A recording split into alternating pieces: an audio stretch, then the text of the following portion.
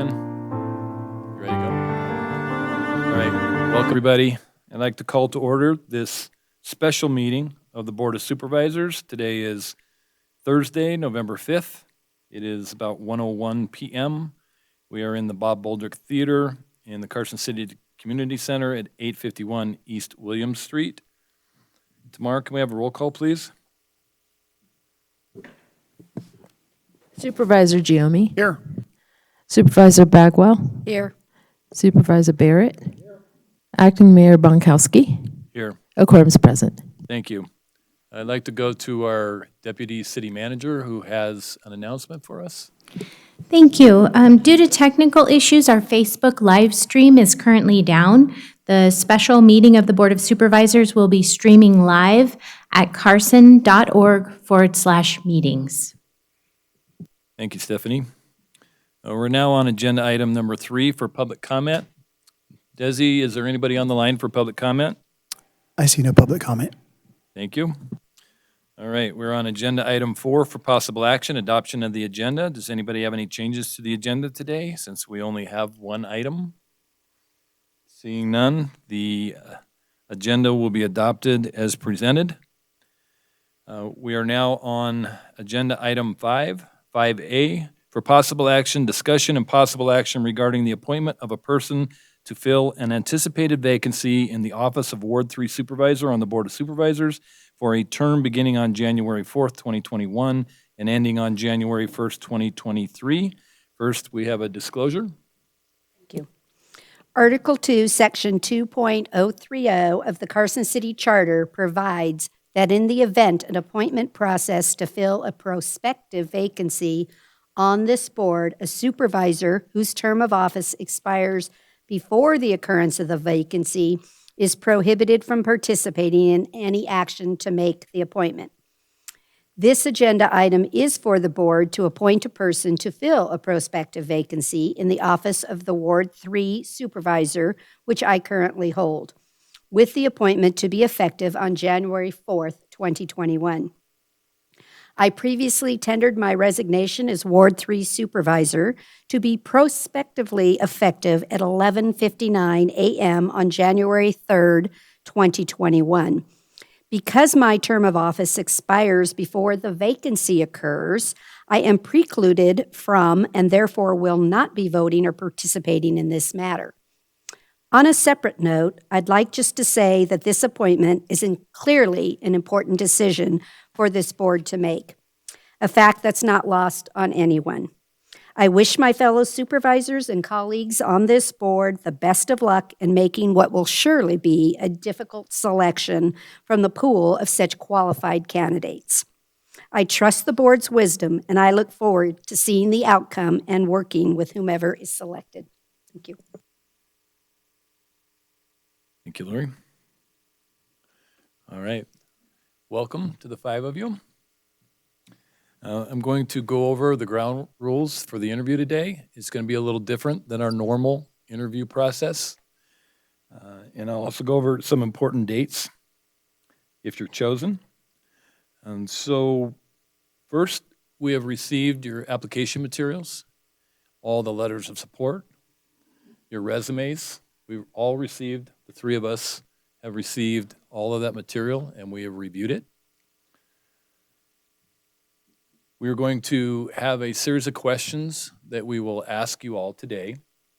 Each question will be asked of all 5 of you, and we will rotate who answers the question first.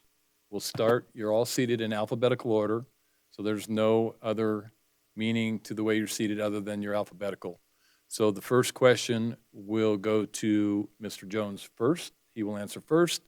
The second question will go to Mr. Pattinson, who will answer first, and so on. We'll rotate around to Roby, and then we'll go back to Stan. We will ask what I call foundation questions. So we will have questions that we will ask you. Each one of you, all 5 of you, will answer that question in order, and then we will follow up with one or more of you with follow-up questions. I would like to emphasize that pat or canned answers I do not believe will help you today. What we are looking for is in-depth, thoughtful questions that let us know who you are, what you think, and how you will react in any given situation. So please keep that in mind. Each one of us, the three of us that will be making this decision, have our own scoring systems that is proprietary to each one of us.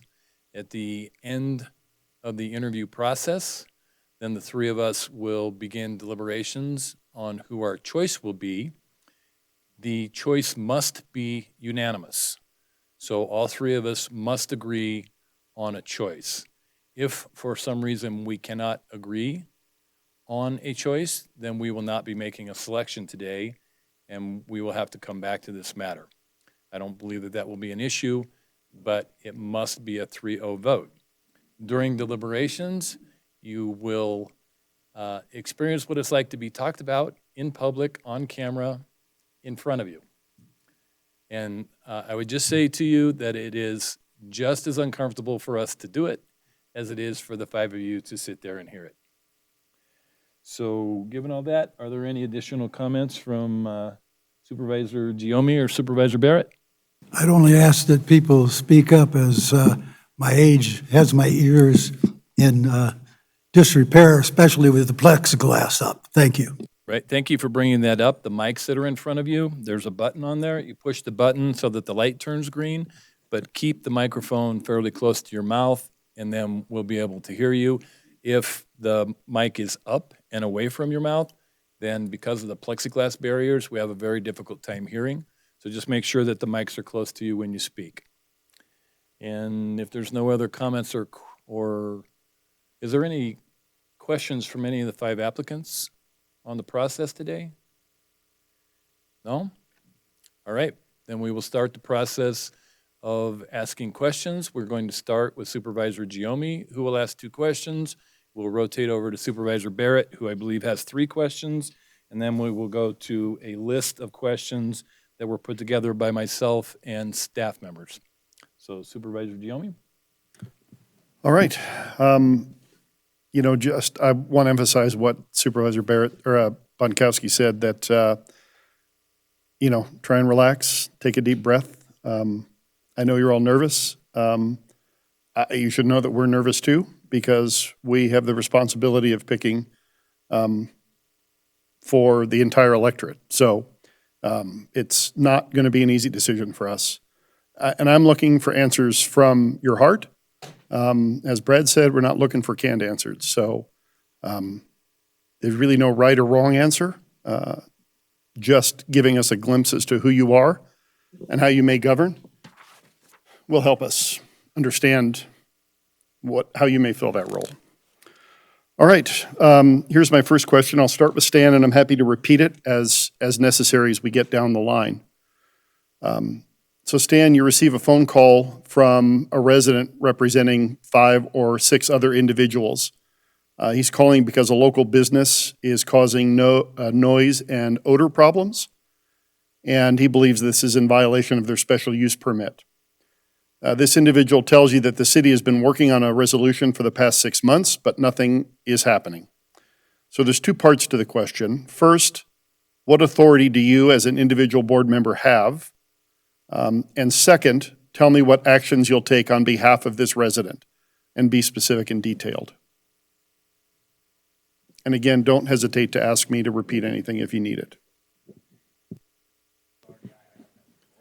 Can you turn your mic on, Push please? the button and make sure the green light's on, and then make sure the mic is close to you. Okay. You want to know if I have authority as a board member or as a resident? As a board member, Okay. I would be calling you as a resident Okay. while you're on the board, and I want to know what authority you feel you have as an individual board member, and then what action you'll take on behalf of that resident. Well, my authority as a board member, I think, is limited. It's my duty to relay that information to the appropriate people to get some corrective action initiated. You mentioned noise and smell. Was that to do? Yeah. I would probably refer him to the city manager for further action. and let it go at that. I would follow up. I would follow up with the people that complained also.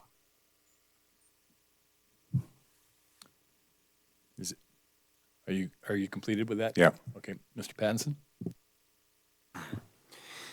This issue sounds very familiar to something else that's going on right now in the community. And my authority would be to work with the board to come to a proper resolution to the problem at hand. My actions I take is to research the problem as best I can and to see what can be done to build a team that needs to be implemented to research the problem even further, to see if there is an actual issue, and if there is, to go from there as a team member with the board. Okay, thank you. Oh, sorry. Ms. Plain?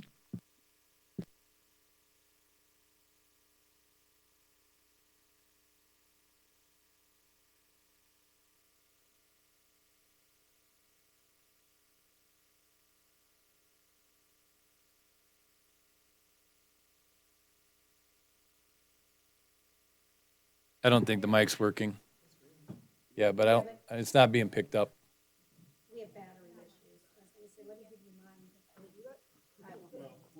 Well, you're still gonna have to have a mic, so let us take care of it.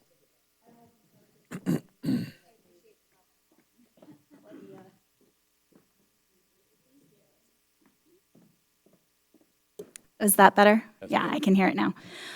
Okay, so I think the first step is to do some research, to go and see if I can witness the problem myself at the business, maybe do some review on their special use permit and see what it entails. And then, try and come up with some solutions, talk with staff to see what their suggestions are, and then continue to follow up with the constituent who called, the business and staff in general. Thank you. Mr. Wells? Okay, thank you. Okay, this is working.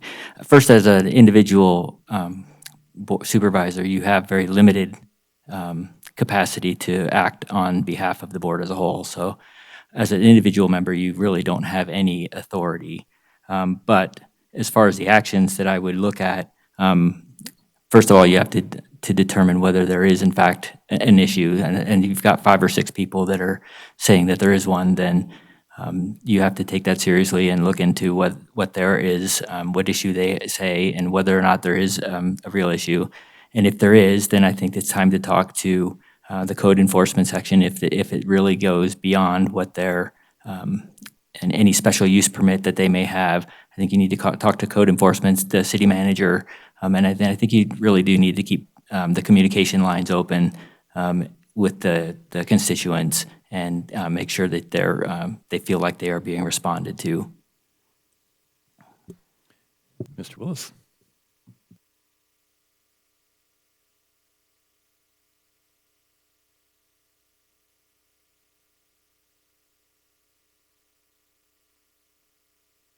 Need another mic?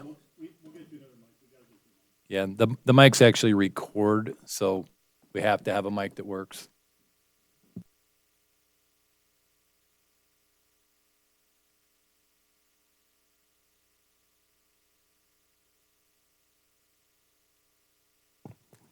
Yeah, you can hear me now. All right. There's several things that can go on here. But for immediate action, if the city manager isn't available, if it's at night or something, you can have the sheriff's office go check to see the level of the noise, if it is bothering the neighbors or not. And also, obviously, look at that special use permit to see if they've gone over the boundaries of that special use permit. And if so, they could be shut down. As far as the pollution issue, that's something they let the city manager know about and put it on the agenda for the board to discuss at the next meeting.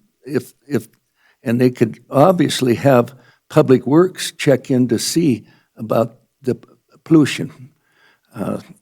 Those are the steps that I would take. Thank you. Thank you. Are there any follow-up questions? Stacy? Chris, you said you'd work with the board as far as your authority. In what way would you work with the board? I mean, what did you mean by that? Well, what I meant by that is that the board as a group would have to decide long-term, with that special use permit, what would happen with it. Okay. Renee, I don't think you addressed the authority component of my question. I wrote that in my notes, thank you. So as a board member, I don't know that I would actually have the authority to do anything about it. I think that there's a system of, there's a whole balance of a system that needs to be played with here. So if a problem is brought to me, I think I have the authority to investigate it and bring it up to city staff to manage and maintain what the next steps are. But as far as authority to do anything singularly on my own, I don't believe I have that authority. Okay, thank you. Roby, you said that you would, if there was an SUP violation, special use permit violation, you would shut it down. So what I do you wouldn't mean? personally shut Okay. it down, no. I wouldn't be the one to shut it down. Like we said, we'd try to get a hold of the city manager and go from there. In the sheriff's office, we should get them a copy to see if they check it out. And if their noise is really out of hand, then they can shut it down by looking at it. But I'm not the one that's going to, I'm not going to overstep my bounds as a supervisor. Okay, thank you. That was it. John, follow-up questions? No follow-up on that. Okay. I also did not have any follow-up questions, so we will go to your second question, Stacy, and we will start with Mr. Pattinson. Okay, Chris, many county governments across the state have elected officials who run along party lines. I'd like to hear your thoughts on why you think Carson City's original charter established that the members of our Board of Supervisors would serve as nonpartisan elected officials. That's a very good question. The board, I feel, is responsible to all members of the community, no matter what political group they belong to. Each as individuals and the community, we're out there to better our home. This is where we all live. It doesn't really matter what political affiliation that you're with, as long as it's for the betterment of the community. Ms. Blaine. Thank you. I think this is a great question. I've worked with other counties that do follow party lines, and it does not always feel like there's a fair representation of all constituents. So I think having that nonpartisan approach allows us to represent all of our constituents and all of the residents in Carson City, no matter what their party lines are, because it shouldn't be about party line, it should be about what's best for the community as a whole. And I fully support it. Mr. Wells. Thank you for the question. I think that in my opinion, I think the nonpartisan aspect of the Board of Supervisors reflects the fact that most of the issues that come before the body aren't partisan. The local issues affect everyone the same, and so it's really difficult if you have partisan representation. I think that you lose some of the aspect of it is a community-wide issue. It is affecting everyone who lives here. It's a small community, relatively speaking, and I think that it is important that the people feel like they can go to their supervisors without fear of any party affiliation and have their voices heard and feel like that is important. Mr. Willis. Yes. This is something I've thought a lot about. And July 1st, 1969, when we became a consolidated municipality, and not just the Board of Supervisors, but basically all of our elected officials became nonpartisan, was a very smart move. Why should it matter if the clerk recorder is a Democrat or Republican? They've got to do their job. And also, this goes right down the line on those issues. I want to look at one of these days just who those folks were that put the consolidated municipality into effect. I know Jim Robertson was the mayor, and I remember Keith McDonald was on the board, but they did a good job, let me tell you, by doing this. Thank you. Mr. Jones? Well, it's the responsibility of every board to represent all the people. And that's just the bottom line. You can't let politics enter in. These are issues that are common to everybody, and it has to be a nonpartisan issue as far as I'm concerned. John? Yeah, I'd like to follow up on that. I had the good fortune to move to Carson City more than a dozen years ago, and it was the smartest move I ever made. But before that, I had the good fortune for the Associated Press to cover the legislature in the state of Nebraska, which maybe some of you know, but probably not all, is nonpartisan. However, 47 of the 49 senators that I knew there had a party affiliation, despite the fact they were nonpartisans in that office. So you don't have to do this, although I can check at the clerk's office. Would you care to share with me your party affiliation or nonpartisan, whatever? If you don't want to, don't share it. It's a follow-up to the last question. I'll decline. Let's go in the same order. We'll start with I'm Mr. Pattinson and then rotate through. Sure, I have no problem sharing what party affiliation I'm with. When I first registered to vote, I registered as a libertarian. But then I soon learned after that to vote in a primary, you have to choose either Democrat or Republican. And because of that, at the time, I chose Republican, and I just haven't changed it since because I enjoy voting in the primaries. And that's really the only reason. But if I had to choose, I would say constitutional conservative, but social libertarian. Ms. Blaine? So most of my life, I have been registered as a Democrat, but I don't believe in party line voting. I really, truly believe in voting for the right person for the job. So I would not say that I am a party line voter. In fact, I'm pretty split 50-50 on who I vote for when I look over my ballots. So, Mr. Wells? I am a registered nonpartisan. Mr. Willis? Registered nonpartisan as a judge, that was the right thing to do. And Mr. Jones? I would decline to vote. I've never voted party lines, but I'm not going to disclose. Stacy, you have follow-up questions? All right, I do have a follow-up question. In Carson City, in addition to the position on the Board of Supervisors being nonpartisan, the supervisors, although you have to live in a specific ward and run for that ward seat, you are voted at large. So you represent the entire city. So can we get your thoughts on, so I'm basically taking this question a step further than Stacy took it.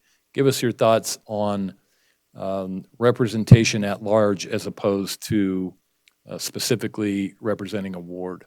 And we'll start again with Mr. Pattinson. I have to think about that. This is my first time in a position like this. I've never represented such a large area. It is difficult, and you're right, to try and represent everybody. You're inevitably going to upset someone or even a large group of people. As you guys know, you got to make tough decisions. But the best thing that I could do as a supervisor, if chosen, is to get as much community involvement as possible by reaching out to people and just calling them up, even going door to door if I have to try and see what side they lean on, and then go to other people in the city that may be more intelligent about a specific matter, and then make a decision from there. Does that answer it? There's no right or wrong answer. It's just your answer. Ms. Blaine? I think it's entirely appropriate to have our position be voted on by the entire city and not just ward specific. We are making decisions for the entire city, not just Ward 3. So we have to be aware of what's going on in all the different wards, all 4 wards. We have to be aware of what's going on in our ward and talk to the people that we're representing because we live there. And that's, usually Chris and I have kids in our wards, and that's where our lives kind of central around. But my business is located downtown, so I have interests in other places, and I think it's extremely important to have a good understanding of what's going on throughout the entire city, not just ward specific. Mr. Wells? We live in a city that's a pretty small geographic area, and really these wards, they don't overlap in territory, but they certainly overlap in what's happening in that general area. I mean, you can cross the street in some cases and be in a different ward. So the fact that you represent the city as a whole, I think, is important. I think that makes you think about the big picture and how it affects those who live in all areas of the town, not just the one that you represent. Mr. Willis? Yes, Acting Mayor Bankowski, this has been brought up by the Charter Review Commission twice and voted on the last time. I believe it came up exactly even. It was 50-50. People want to do it from the wards and the people that want to do it citywide. And so it failed at 50-50 on the election that year. And I am one of those that voted no. I wanted to be able to go citywide. However, one little last thing. Your board members, your neighbors, chances are they're going to come to you. They're not going to come to somebody that lives clear across town. Thank you. Mr. Jones? Well, I'm a strong advocate of the present method that we have. I could see a lot of stacking of votes if you didn't have. And the other part of it is, our town is small, and a problem that exists in my district is probably going to exist all the way across town. And I use the example of roads as one condition. All of our roads are bad. So I think that the person representing should represent everybody. I have a second follow-up question for all 5 of you. You get a call from a constituent. You, of course, would be representing Ward 3. You get a call from a citizen that lives in Ward 2, which is my ward, because they either don't want to get a hold of me or because I didn't answer my phone. What do you do with that call? No, we'll start with Chris again. Well, if I received a call like that, I would do my best to answer their question, but I would refer them back to the other ward supervisor as well, just to try and be as helpful as I possibly can, give them any information I can. You're there to help everybody. Renee? You take the call. If you're answering your phone and somebody calls you and they need your assistance, you take the call. And then I think through a series of questions on, either why did they not reach out to you, or why, maybe your phone was off, or maybe they didn't want to bring the issue to you, then I think there's an opportunity for further questions and trying to do some relationship building and figure out what's really going on there. But ultimately, you take the call and you try to help because you represent everyone in the city. Mr. Wells? Yeah, I think you do take the call and listen to the issue that's at hand and try to ask some questions to determine what the issue is. But I think my first step would be to reach out to the supervisor for that ward and at least work with them one-on-one to say, you have a constituent that has raised an issue to me. I don't know if you're aware of it, but here's the issue and here's what I've learned. And then how would you like me to handle that, since it does represent, that came from your ward? Mr. Willis? I think what Mr. Wells said was good, but we could add on to the fact that what if that supervisor's not available? He's out of town. He's unreachable. And you find out that that's really the truth, that they have not talked to their supervisor from their ward. Then I think you have to take steps to do what has to be done at that particular time. And if it's something that the whole board needs to hear about, obviously notify the city manager. Mr. Jones? Well, first of all, you would gather the information, but I would strongly say I would be in touch with that other ward supervisor, making him aware of whether he's in town or out of town as soon as possible. And matters like this should be directed to the city manager. You want to be supportive, but the city manager is probably ultimately going to take the responsibility of correcting whatever the situation is.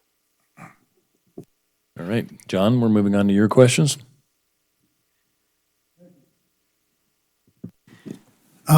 Be specific, please. If you're chosen to be the representative from Ward 3 for the next 2 years, what is your single top priority that you will put all of your, and obviously you have to take into account whatever comes before you on the agenda or from a constituent, but what is your single top priority that you will work that entire 2 years or longer to take care of? And please be specific and then tell how you would do it, how you would try to get that top priority enacted into an ordinance or whatever was required. And we start with Ms. Plain. Thank you. So in my application, I mentioned the main reason why I'm running for this position is to represent a demographic in our city that has not had representation for about 8 years on this board, which is the demographic of 45 and under and those with children at home in the school district. Ward 3 itself has 3 elementary schools, a middle school, and a high school in its ward. There's a lot of kids, there's a lot of families, and I think there's a lot, especially right now, with families trying to work from home and kids going to school either remotely or back in school. There's after-school programs that are suffering because parents aren't sending their kids there. So I think the single thing that I would like to focus on would be providing that assistance to families and professionals trying to do all of the things, whether it's through more services, programs, outreach, but there's a lot of families that are struggling right now trying to do everything. I think we're in a unique position as parents bringing up our kids. I think all of you have brought children up. I don't think anyone's brought them up in a world like this. So that would be my focus. As far as what specifically, I think working with the sheriff's office would be helpful, working with our after-school programs, either through the city or the Boys and Girls Club, making sure that those kids who are at home are okay, and making sure that there's support systems for the families who are trying to do everything right now. Mr. Wells. That's a great question. I'm going to go back to what I put as my priority, and that is to complete the update of the strategic plan. We do use a 5-year strategic plan here, and it's been almost 6 years now since it's been updated. For me, in the world that I lived in, the strategic plan was the guiding document for almost everything you did. If you were looking at a decision, you were looking at how that decision, in fact, affected the goals that you laid out in your strategic plan. If you were looking at a budget item, you looked at how that budget item would improve your performance indicators. So that's my single, probably biggest thing that I would like to see completed is the update to the strategic plan, and to see it used more regularly, having annual updates on where you are with your strategic, your performance indicators. Are you making progress towards those goals that you set out? And 5 years is a long time in between setting goals. You want to kind of make sure that that's being looked at on a regular basis. Mr. Willis. Yes. Obviously, what the citizenry, the 3 things that they look at the most is police, fire, and roads. As far as what I could bring to the board, and, well, I better mention Mr. Wells's too, that you've already are along the way on doing the strategic plan for this next time. In fact, I went through that little quiz, that little rate the different areas, and I did that. And the one that you, Supervisor Minkowski's been on at end of this year, that was terrific, that strategic plan. But as far as me personally, what I would like to see happen, and could help probably on is bringing more visitors to our city. We're lacking, we really are. My gosh, look at Yerington. Little bitty town brings thousands of people into that town, brings money into that town each year with their country western festival. As I talked to the director of Parks and Rec about maybe we could do something like they've done in Spanish Springs with that just beautiful golden eagle up there for all types of sporting activities. It's so much better than anything we have. And she agreed, and we both agreed that Centennial Park is just adequate at the most. And we have several other fields in town, Peter Livermore one, the Governor's Field and so on. But once this COVID's over, we should be ready to attract visitors to our community. Museums alone just isn't going to do it. People who come and say that's a nice thing, they'll go through the museum once. They're not going to spend an entire week or weekend, but travel teams and so on do. And there's other things we can think of to bring people here. Thank you. Mr. Jones. One of the reasons I applied is I would like to see continuity of what this board has accomplished. I'd like to see the new board have the same success and same demeanor that this board, and I compliment this board. I truly do. You've done a lot of good things.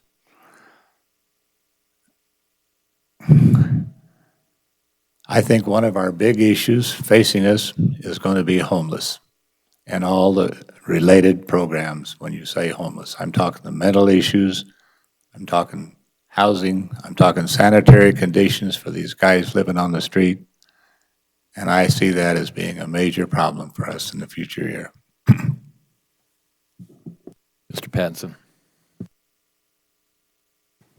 I think Renee and I are probably the most closest minded on what needs to be done for our community and how to help it and our top priorities because we have similar lifestyles. We both have children. One of my top priorities would be to help retain families and promote new families to move into the area. In doing so, or in accomplishing that by helping current businesses grow and attract new businesses. There's really 6 main things that young families desire, that schools, amenities, activities, variety of homes, shopping and recreation. And this would be my primary main focus because we really lose a lot of young families. Kids graduate high school, they go off to college, the parents no longer see a reason to stay in the area a lot of times, and they move out. I'd like to make sure that these families want to stay in the area, attend our colleges, attend our schools, stay here and help our community grow and become better instead of leaving the area. I've been here since before '95. I remember when we had batting cages, we had a huge park in this south end of town. We had the derby cars. We had a lot more involvement back then for families. And we do now. We're getting more with Parks and Recreation, and a lot of other events are coming into the area. But there's not a lot for young families to do around here. And I'd like to do everything I can to help keep them and help promote businesses to move into the area for their parents to work at. Follow-up question, Stacy? This will be for all of you, so starting with Renee, correct? So each of you had an area that you wanted to focus on. My question is, how do you, as an individual board member, specifically advocate for that which you spoke of, and how your thought process will work in terms of balancing that against the limited amount of funding that we have to do those things that are related to health, safety, and welfare of our community? Ms. Blaine? That's a tough question to go first on. Oh, they're going to get tougher. Oh, perfect. Excellent. So how do you advocate for families and youth? I think Carson City has done a great job with the services that are available for families. I think right now we're in a whole different ballpark as far as what families need, as far as programs to keep their kids engaged in school while the parents are working and the kids are either remote learning or hybrid learning. Our littles have gone back, but how do we engage the rest of our kids? How do we engage our after-school programs that, do have a decreased participation? I think families and youth are what is going to make the future of Carson City.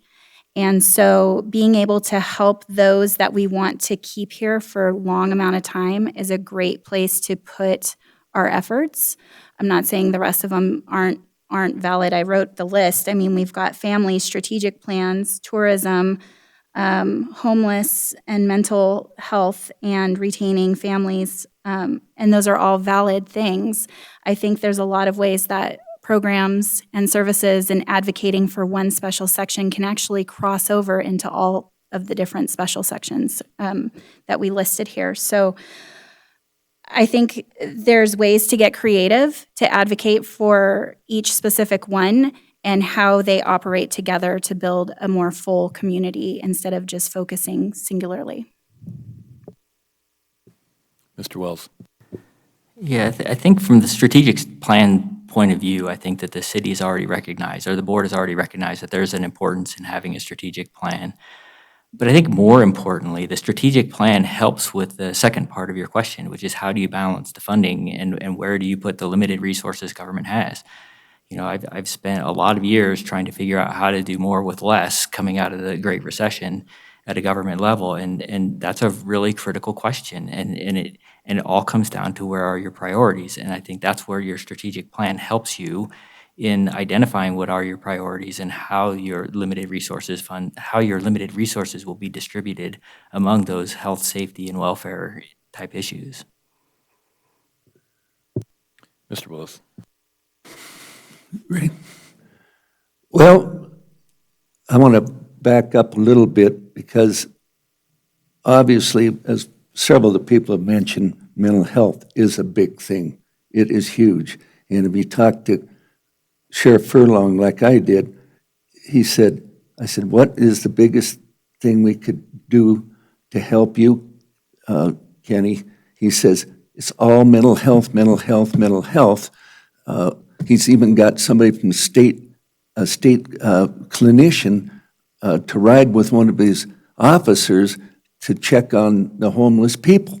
And Knott's program was started again where people are sleeping in the churches, but he says we can only get about 25 of the 90-some that are in our community on an average in shelter at night. I know our church, St. Peter's,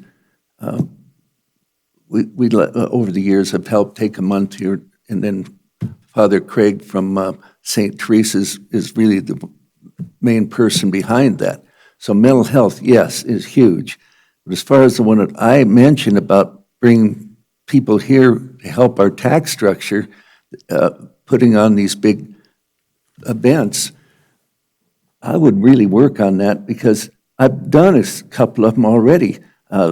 Seems like Acting Mayor Binkowski's been here forever, but it's only finishing his second term. But he was there when I came before the board in 2014 when I thought, we're not doing enough in Carson City for our 150th anniversary.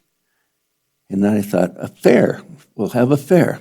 And I didn't know how to put on a fair, but I got together with the 4-H, the FFA, the Greenhouse Project, and the community group, Cooperative Exchange. And we all got together and talked. Then we went to the Park and Rec Board, and they got behind it. Then we came, Acting Mayor Binkowski was there, and then we came and got approval and got the money from them to get the Upstart money. and talked to the Fandango for parking for Fuji Park, because there's not enough parking out there. And we got it all put together. I called a group that actually had a decent carnival that was known to be clean to come. The kids showed off their animals. The day we opened, I think you were there, the day we opened, Governor Sandoval came in a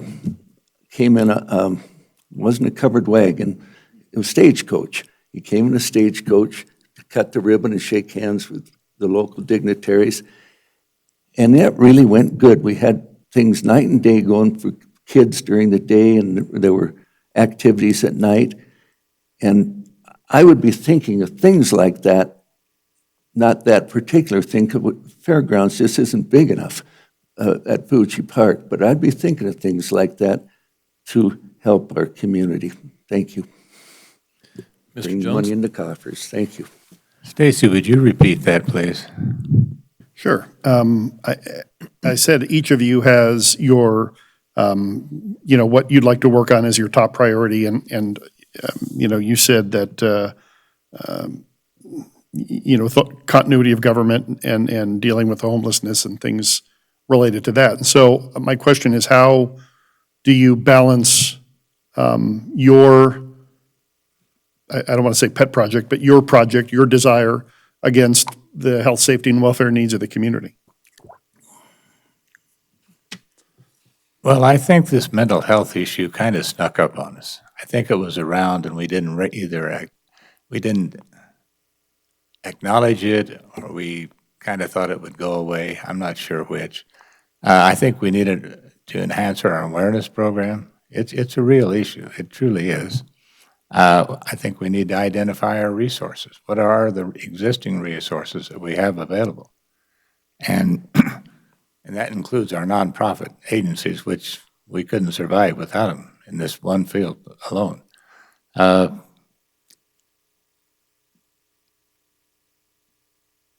sure there's grants money out there. I know that money is tight. I understand that, but I think it has to really be identified more than it has been. And I don't have the answers, I'll be honest with you. Mr. Pattinson? Thank you.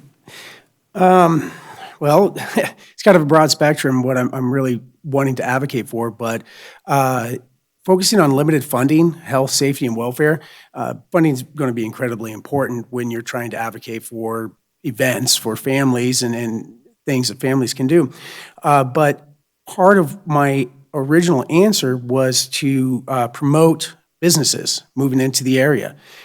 If we have a more diverse business structure here and promote the current small businesses, that equals a higher tax revenue, not only from their sales tax or other taxes that they pay, but also the employees, and more people moving into the area means a better budget. Health, safety, and welfare is always top priority no matter what project you're working on. And with an increased amount of income, we can diversify those funds into those other areas to help promote family development and growth in our area. So I really think it focuses primarily first on businesses. The newer businesses we can come in, the more diverse businesses, and from there it kind of spreads out. More people move in, they want to work there, and then the families grow, and you have more community participation. Did you have? Yeah, I just want to ask Chris a follow-up. So you think we should be using taxpayer dollars to attract businesses to the community? Is that what you would advocate for? No, not exactly. I mean, if there's something already that's set up for that, I think there's a board that reaches out to businesses. But I think just on my own time, not using anybody's dollars, just reaching out and trying to get more businesses involved in the area, just on my own time. John, follow-up questions? No. I do have a follow-up question for all five of you. It is based on Stan's original answer about homeless. So my question to you is, Carson City is a regional medical provider. So we get people that come here from the surrounding counties. Do you see that as a positive or a negative when it comes to homeless? So in other words, are we attracting more homeless to Carson City because we provide more services? Or are we seeing more homeless just as a ongoing trend? And what would you specifically do about the homeless problem, whether that be housing, treatment, jail time, or putting them on a bus and shipping them to Las Vegas? So we will start with Ms. Plain. That's an interesting question.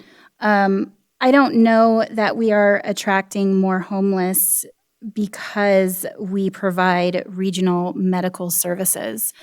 I think that our nation is experiencing an increase in homelessness because people have lost jobs, they've lost ability to pay rent and mortgages. There is an increase of homelessness that's coming because of everything we're going through with a pandemic right now. So I don't believe that this is specifically because we have a regional medical facility. I also don't think we should just ship them off to Las Vegas. I think there are plenty of nonprofits in our area that provide support and resources, such as FISH, Ron Wood Center. I think Partnership Carson City has some great resources for those who need some treatment. I think that there's an ability here to help. And you know, one of the things I've always loved about FISH is they are trying to give a hand up, not a hand out. So, you know, working with those organizations, Join is another good one in retraining, rehabilitating, and getting people back into work. So I think we have a really great opportunity to help people here. I don't think it's because we're a regional medical facility, though. And just for the record, to keep myself out of trouble, I was not advocating for putting homeless on the bus and shipping them to Las Vegas. I was I know, but it merely was too using fun. that as an Greyhound example. probation. Yeah, it was just an example of an extreme action. So we will go to Mr. Wells.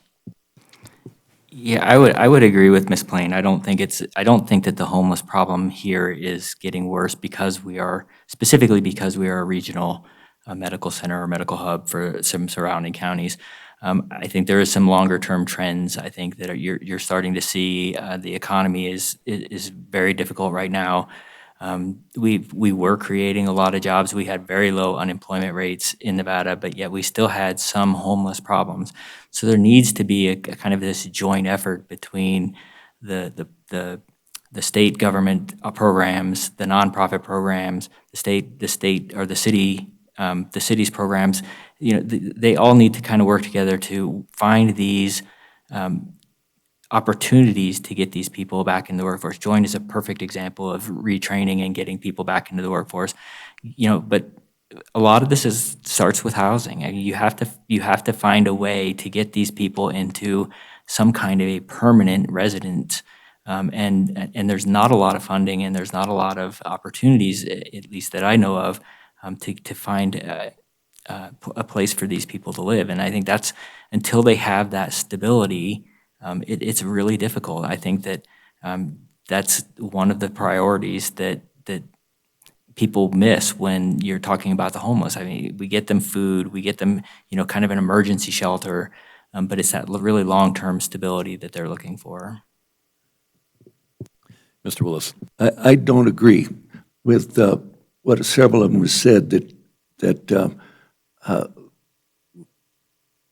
they come to us because we have, like the hospital and other entertainment and so on. Yes, they come here because of that. I would get in jail when I do arraignments. There would always be a percentage from Lyon County, a few from Douglas, but certainly from Lyon County that had come into Carson, gotten drunk or high or done something and ended up in our jails. And so that is something. Central County, Lyon brings people to hospital. I'll see that I'll see their EMTs coming through town all the time, bringing them to our hospital. And the mentally ill, we have the behavioral health services that I know they rely on. And I remember when, well, first off, too, recently there's been a push to get the Salvation Army's old building out in Colorado to house our homeless. I don't know if it's zoned right. We'll have to find that out. But people are looking into getting a place for shelter for these homeless people on a, not just churches having to go every month. But I've just seen so many people from other places that come to Carson. There's nothing to do in Silver Springs or Stagecoach on a Friday night unless they get drunk or high in their house. They come into Carson. And so we get them. And we get the homeless people here. And Acting Mayor Bonkowski was just kidding about shipping them out. I've seen that happen. A woman that had been arrested 97 times in Reno, they took a collection to jail and sent her to us. Those things happen. And she took all of her clothes off when she got off the bus. She said it was a hot day. She weighed around 300 and some pounds and walked down John Street. So I saw her that next morning. We do get those people more. Yes, we do. Thank you. Mr. Jones? Well, first of all, I think Carson City has been very compassionate in their treatment of homeless. And that's not all bad. And I agree with you, Brad. I think we do attract some of them because we do have the medical facilities here. You know, we have three or four great organizations, Ron Wood, Fish, The Bridge, that do an awful lot for a lot of people.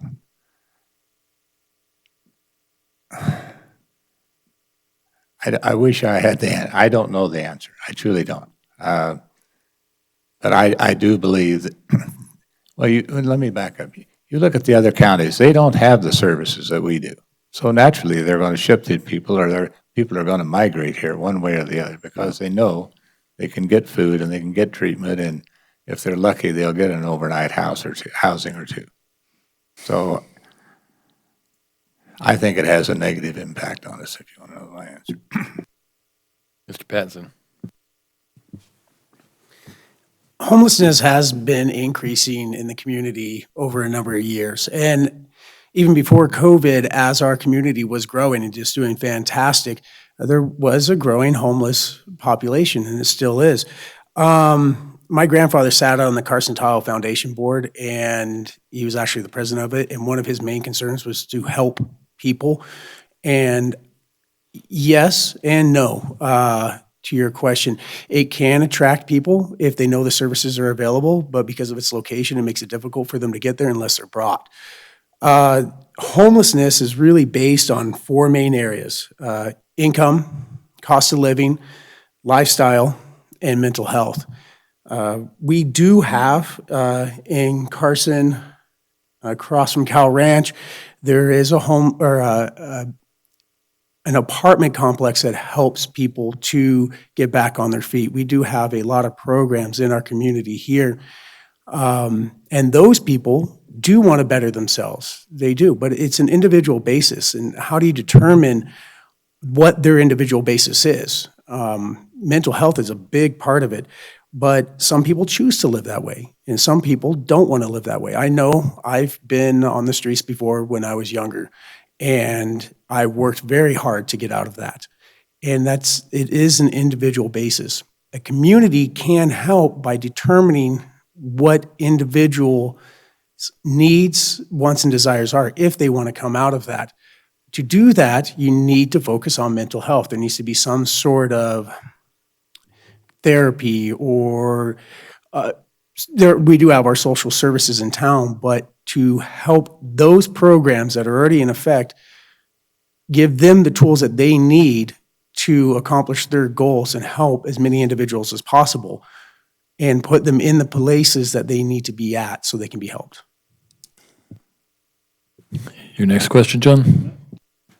Yeah, thank you. Yeah, Brad. hold on, John. Stacy has a follow-up question. Oh, go ahead. I just want to ask a follow-up to the homeless question. And probably to all five of you. So, how would you feel about asking the adjoining counties to help us with our homeless situation? And how would you go about doing that? Ms. Plain. I think that's actually a really great idea because, so learning new things, as I said here, that, if people are coming from different counties, I know that there's a lot of really great partnerships between the nonprofits that work in this realm. And so asking other counties and other organizations that are similar to what we have here for solutions and working together, I think is a really great idea. Is your question specifically based on asking for financial assistance from other counties to help work on this issue, or?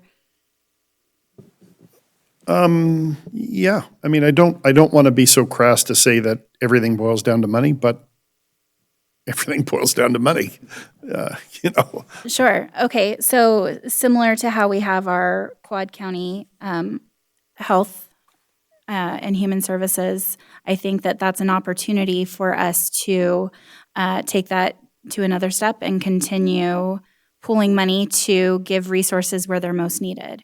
I think you can't ask each county to give the same amount because needs might change and be different. But I think if we can work together, because if it's a regional thing, then it should come up with a regional solution and regional partnerships. Mr. Wells.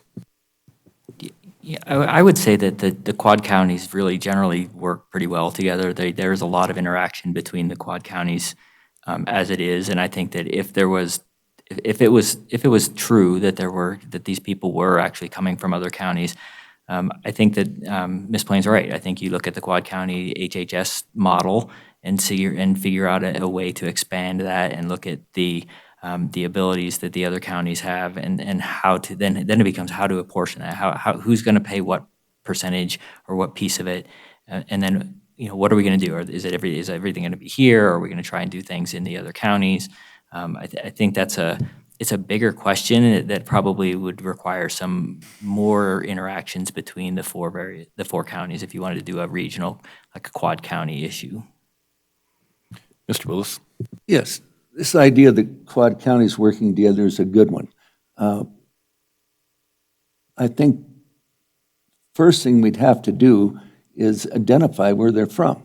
And if we got out of the 90-some that Kenny or Sheriff Furlong talks about on an average here, and as they're talked to and picked up for different things and so on, if they say 20 of them are from Lyon County and 10 from Douglas County and the rest are just a few from here and the rest from elsewhere, yes, we should get money from Douglas County. We should get money from Lyon County to take care of them, because the reverse is not happening. You know that. There aren't people from Carson City going out to Lyon County, they're homeless, or down to Douglas County, they're homeless. They come here because we're the center of everything. And I know those boards aren't going to be real thrilled about us asking for money from them, but I think that once we showed them the figures, they should give us a little bit. Lyon County is still using our facility at juvenile sometimes, and I don't know if we're getting anything for that. There used to be more. Now they're shipping some to Churchill, but I'm just saying, Allie Bannister was telling me about that the other day, but this is what we've got to do, is identify where they're from, and if there's a whole group from there and a whole group from there, yes, through the quad counties, we ask for funds to help Carson City. Thank you. Mr. Jones. Well, it's my experience, you can ask for it, but getting it's going to be another thing. That's right. And I question how you're going to identify when that person from Dayton moved here, if he's a homeless, or out, if he's still there. There's a lot of unanswered questions on this, but I agree that there should be some financial assistance. I don't know. I know I'm chairman of the B&T Railroad Commission, and when it was started, Washoe County, Lyon County, Story County, Carson City, and Douglas was all going to contribute. Nobody ever contributed other than Story and Carson City. And I don't see that changing on this either. Mr. Pattinson. Okay, I do think you're absolutely right. In joining county collaboration would be a fantastic idea if it can come to fruition. And I think it could. To make that work, you'd have to probably create a board with representatives of each county there that are volunteers, hopefully not a paid-for position, but I think you could find representatives for that position. There's so many people that are concerned with this homeless situation. From that board, they can search for federal and state grants. They can also reach out to other federal organizations looking for money for that, and maybe funds could be allocated from each county if everybody can agree, and if there's a board of representatives from each. I think that would be great, and that board could help determine which avenues to pursue from there. All right. Well, I can think of several more questions along this lane, but we need to move on. So, John, if you'll go to your second question. Thank you. I want to say, before I ask this question, that Brad was sort of joshing about sending him to Las Vegas, but I used to serve on a parole board in another state, and that joke went around a lot. Send them to another jurisdiction. At any rate, Brad, so I understand you weren't advocating it, but it is something that people do think about. My next question, there's no right answer to. I preface it with that. But if you are selected and serve as the supervisor from Ward 3 for the next 2 years, you plan to file and run for the office again for a 4-year term in 2022 that begins January of 23. If so, tell us what could change your mind in the intervening period of time, and if not, why not? We'll be starting with Mr. Wells.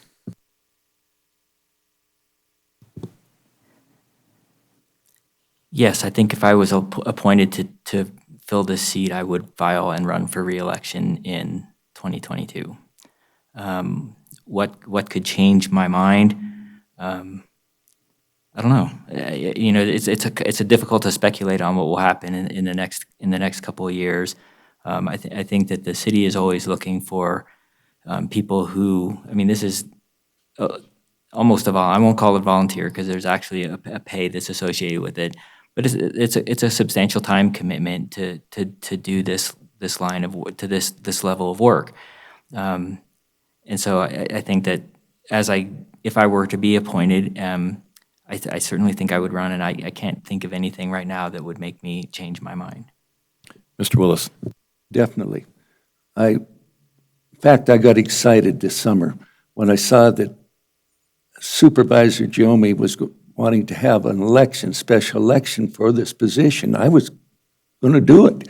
And then fact of the financial part blew that out of the water. And I understand that we didn't have the money to do it. And so I applied. But I'm one of those people that likes to run for elections. I've been 2 times run for this and 1 on the school board, 4 times for JP, and I'm ready to run for this one if I get appointed. I kind of like to get out and see people, and so find out what they got to say. So, one other thing on that. Some of you were here when the second Justice of the Peace position opened. And there was an election in 1994. I was running for re-election. I only got 1 opponent. Only 3 or 4 applied for the new position.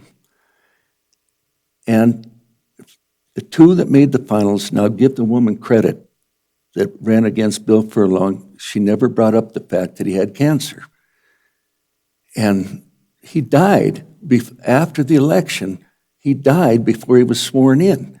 And so he was only 60 years old, and then So what we did was, there was a group that was formed to cull it down, because when there's an appointment, there's a lot more people than there are in an election. And they came out of the woodwork to want to have that second JP spot. They hadn't filed for election, but Judge Mike Fondy, Judge Mike Griffin, Stephanie Miles, Alan Glover, and I sat on the board to cull it down to 3 to give to the Board of Supervisors to choose from, because we have so many. One of the better candidates said, no, I just want to fill in until the next election. Well, we didn't make him one of the final 3, because he would just be getting up to speed about the time, the election, and you'd have another person starting again. So no, it's not fair to put a person in there just for the 2 years. Thank you. Mr. Jones? My answer is no, and I don't agree with Roby. In my case, I think I'm very familiar with what's going on in Carson, and I think I can step in and take off immediately. Secondly, I've never felt that a person that was appointed, it was equal when they decided to rerun, because they're rerunning as an incumbent against somebody that isn't. And I just think that kind of creates an imbalance. And I'm here to tell you, I'm only running for 2 years. Mr. Patson? When applying for this position, it took a lot of soul searching. There were times where I thought about not doing it and even pulling my application after I submitted it. Would I be the best person for the position? There's so many wonderful people up here. And I kept it in. I really feel that I'd be personally a good fit for this position, but everybody up here is just awesome. Yes, I would run again, unless some sort of horrible family catastrophe happens, and I pray it doesn't. That would be the only thing that would stop me from running again. I've already reached out to a couple people to help me with a campaign, and I have one person that's already said that they will be a campaign manager for me. So I've already started the building blocks to run in the next election. Ms. Plain? 10 years ago, my husband said, you know, you're going to end up running for something, right? And I told him, that's crazy. And then I started thinking about it, that little, pebble that keeps growing and growing. And so back in March, when Supervisor Bagwell put in for the mayor position, I thought, okay, here we go. And so I've been thinking about this for quite a while. And whatever happens here today, because I think everyone up here is, like Chris said, is pretty spectacular. No matter what, I would run in 2022. What year are we in? Yeah, 2022. And I don't know that there's a lot that can change my mind. I've seen a lot of the dark side of campaigning, and it doesn't really scare me. So, Any follow-up questions? John? Yes, sort of. It's a different question, but it relates. As one of you, I think James, mentioned, it's not a high-paid job. It takes a lot of work. Everyone up here can tell you. And there's a lot of reading. So as the reader up here, and everybody up here reads, but I read as a hobby as well as for my work, I will ask you this. Tell me the most impressive or significant book you have read in your lifetime, who the author was, and why it was so important to you. Mr. Wells? Because you're all going to read a lot if you get this job. Well, That's a really hard one, because as a person who put together packets for boards and sat on other boards and read volumes, I didn't read a lot for fun during my career, because I read probably 500 to 600 pages a week of materials for work, and so my eyes were tired, my brain was tired, so I didn't read. I didn't read a lot. I like a lot of factual history. So I read a lot of history books, but I couldn't come up with an author and a book that is probably the most impressive one that I've read. Mr. Willis? well, as far as as far as supervisors concerned on that, I read all the time too. I've got books going all the time. And you having been a newspaperman, Supervisor Barrett, I read 3 newspapers a day, and then 1 online. Well, the Appeal isn't every day now, but still, I read it too. Yeah. But 1 book to take out of all those hundreds, if not a few thousand books that I've read, was one I read in high school called The Last Hurrah. Do you remember that? Yeah. You've got a copy. Yeah. And that's when a politician can go wrong about doing the wrong things. And I'll never forget that book. Thank you. Mr. Jones? I haven't read a novel in years, but I read 2 newspapers a day. I subscribe to 4 magazines. I read incessantly, but I haven't read a novel in years. Well, I didn't say a novel, a book. Well, I haven't. I just haven't. Mr. Patson? That's got to be the toughest question yet. I enjoy reading a lot, not as much. And my wife, if she's watching, is laughing because she reads 10 times more than I do. But that is really difficult. But I would have to think that my favorite author would be Sir Terry Pratchett. I enjoy his fantasy. I enjoy his Feats of Clay series. I enjoy everything that Sir Terry Pratchett has ever put his fingers to. And that would have to be my personal favorite. I mean, I could throw out some other names, for politicals, whatever, but he's my favorite personally. Ms. Plain?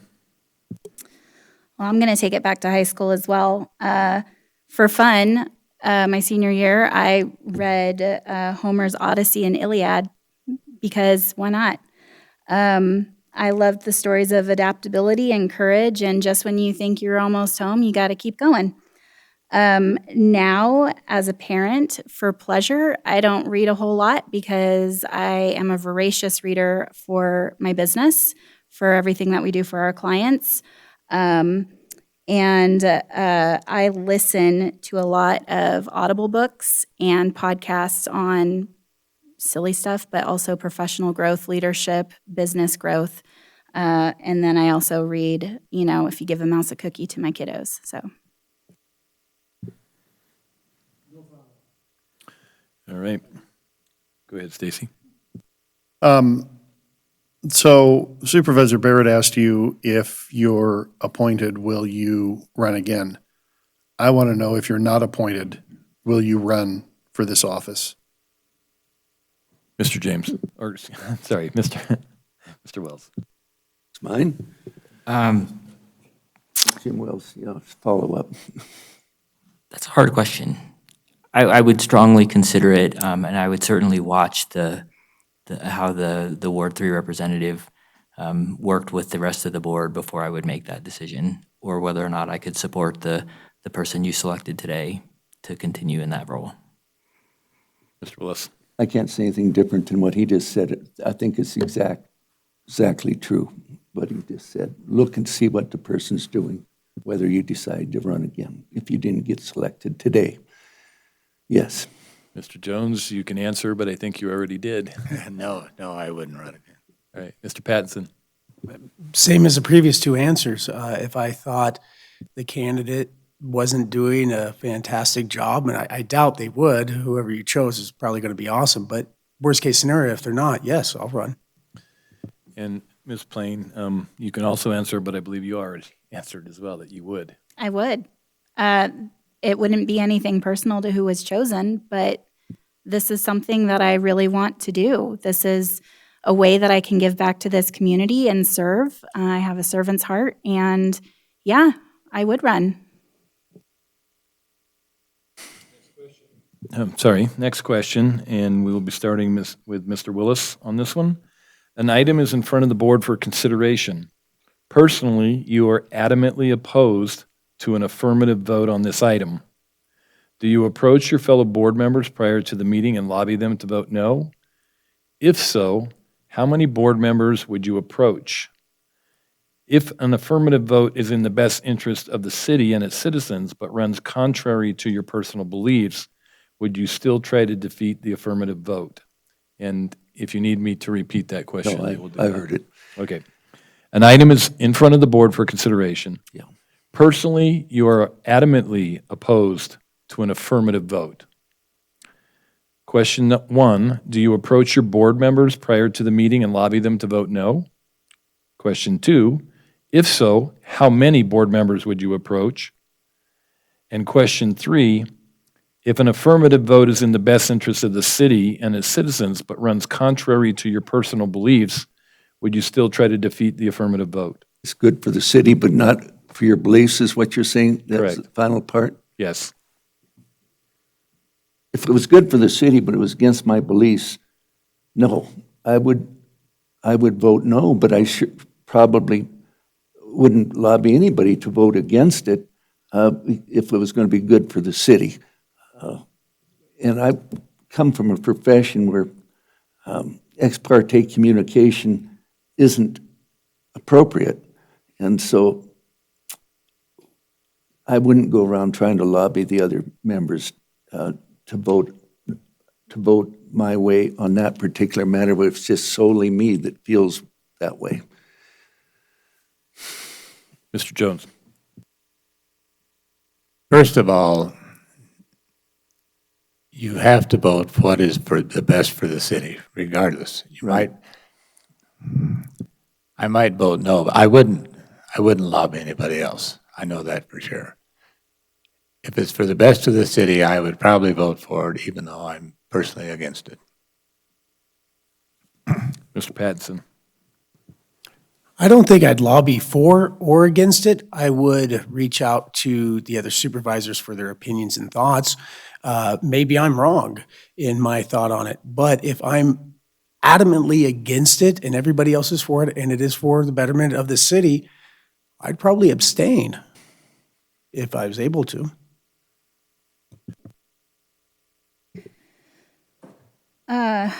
Answering question number 3 first, if it's the best thing for the community, our decisions shouldn't be based off of our own personal beliefs, but what's based off of what's best for the community.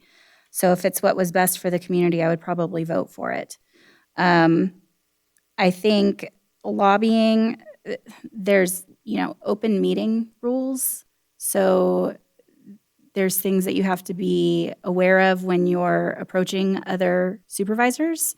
And I'm not 100% up to date on what those are. So I would want to have a better understanding of what kind of conversations, discussions, and whatnot can happen before having them, because getting the city into a situation around open meeting law would not be favorable. So, Mr. Wells. You have to be really careful approaching other board members for exactly what Ms. Plain said, the open meeting law and having a serial meeting and reaching out to a majority of the board. You can start running afoul of the open meeting law pretty quickly. So I personally would not reach out to other board members. I think that's what the information that you get in your packets for. That's what the deliberation in public is for. And I also agree that at the end of the day, if it's in the best interest of the city, my personal beliefs aren't necessarily my overriding factor. I think you have to look at what's in the best interest for everyone who lives here, not for your personal beliefs. Follow-up questions, Stacy?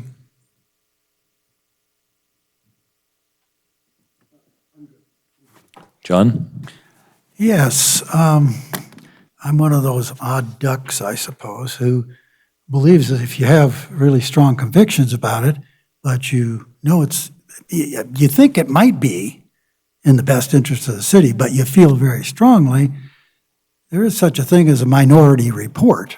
And I have on occasion voted my personal interests, despite the fact that perhaps it was better for the city. I don't know that I was positive it was better for the city. So my follow-up question is, are you subjugating your personal beliefs when you say what you say about those of you who did, that, if it's best for the city, I would abstain or I would vote, for it anyway, even though I had a personal conviction. I think we're all human beings, and if you have personal convictions, you probably don't think it's best for the city, or am I wrong? Is that question for all five? Question for all those who said that they would try to abstain if they could, or would vote against their own personal beliefs if they were sure it were best for the city. I don't see how your personal beliefs and what's best for the city can be under the same dome, if you get my meaning. We'll give all five of you the opportunity to answer that, so we'll start with Mr. Willis. I agree with Supervisor Barrett on that. I think a minority report, like the Supreme Court does, and if you aren't sure that it's, if you aren't sure that that's absolutely certain, that's going to be the greatest thing in the world for the city, and you were just adamantly opposed your convictions, you just couldn't vote for something like that. I would write the minority report or give the minority report, but I certainly wouldn't be lobbying anybody from my position, as I said earlier. Mr. Jones. Well, I think in my case, before I voted, I would have pursued all avenues and made sure that this was for the best interest of the city. I'm not saying I would just blanket say yes because it's best for the city, but I wouldn't just arbitrarily go out and vote without doing some research and making sure. Mr. Pattinson. Having another opportunity, and thank you, sir, is to speak on this subject is I think I need to help clarify. And it helps shows how much more I personally need to learn, and how much I lean on everybody around me to educate myself on certain subjects. A lot of things I know I'm good at, but I don't know open meeting laws. I just don't. And a minority report, honestly, I thought that was just a movie. So I'll have to learn more. But back to the question, you're right. If you are that determined that voting yes on something that everybody else is voting no, or vice versa, if you're against the board, you think it's best for the city. I don't see how it could be any other way. I mean, I like to think that I'm easy to work as a team with people and learn and grow in that aspect, and I'm always willing to admit that I'm wrong. I mean, I just did. But I guess you're right. If it was a situation where I'm not sure, honestly. Not sure. I would try and get as much information as I possibly could to answer the right way, but I'm not sure until I'm in that situation. Ms. Plain.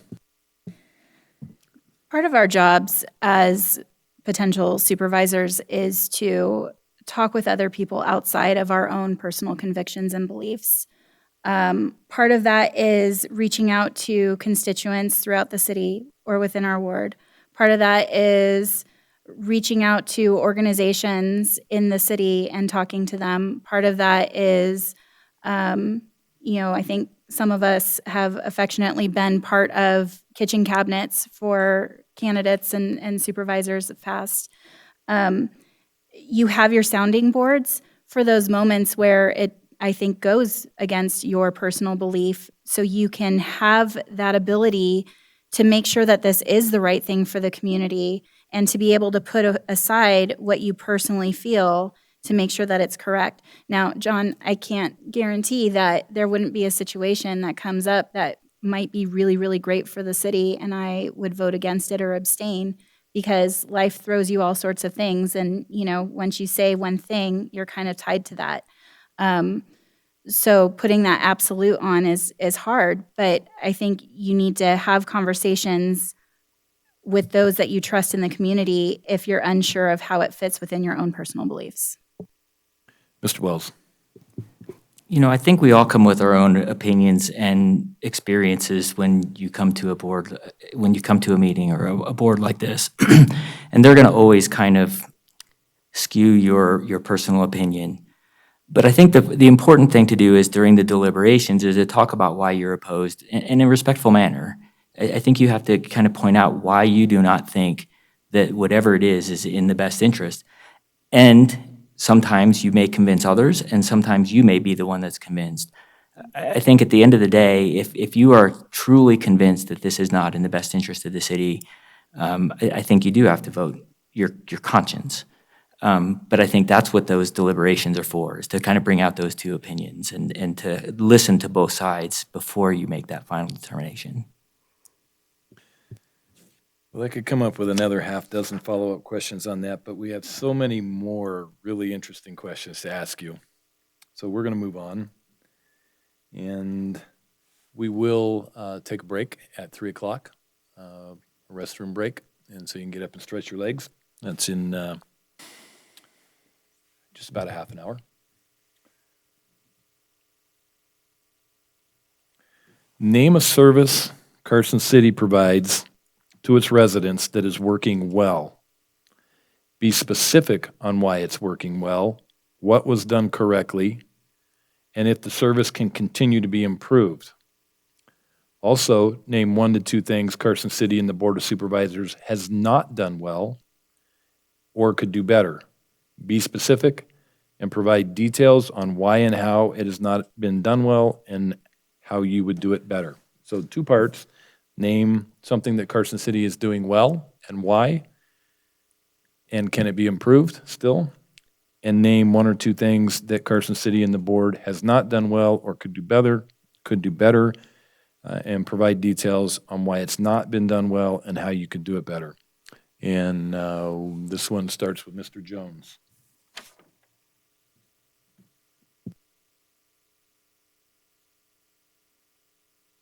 That's a good one. So we're going to talk about you later, and we're going to make you really uncomfortable. So here's your chance, guys. No. One of the things that comes to mind, I think Carson City has done a great job in their Parks and Rec. You know, we have a class Little League field, soccer field. We have Bobby Sox fields. We've got great parks. We've got, I think you said the other day, Brad, 70 miles of bike trails. I think our MAC building, our community center, I think we've done an excellent job in that area. And the city's been supportive, and the community also has been very supportive in that area.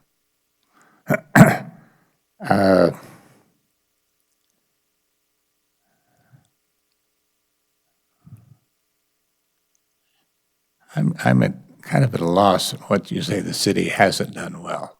I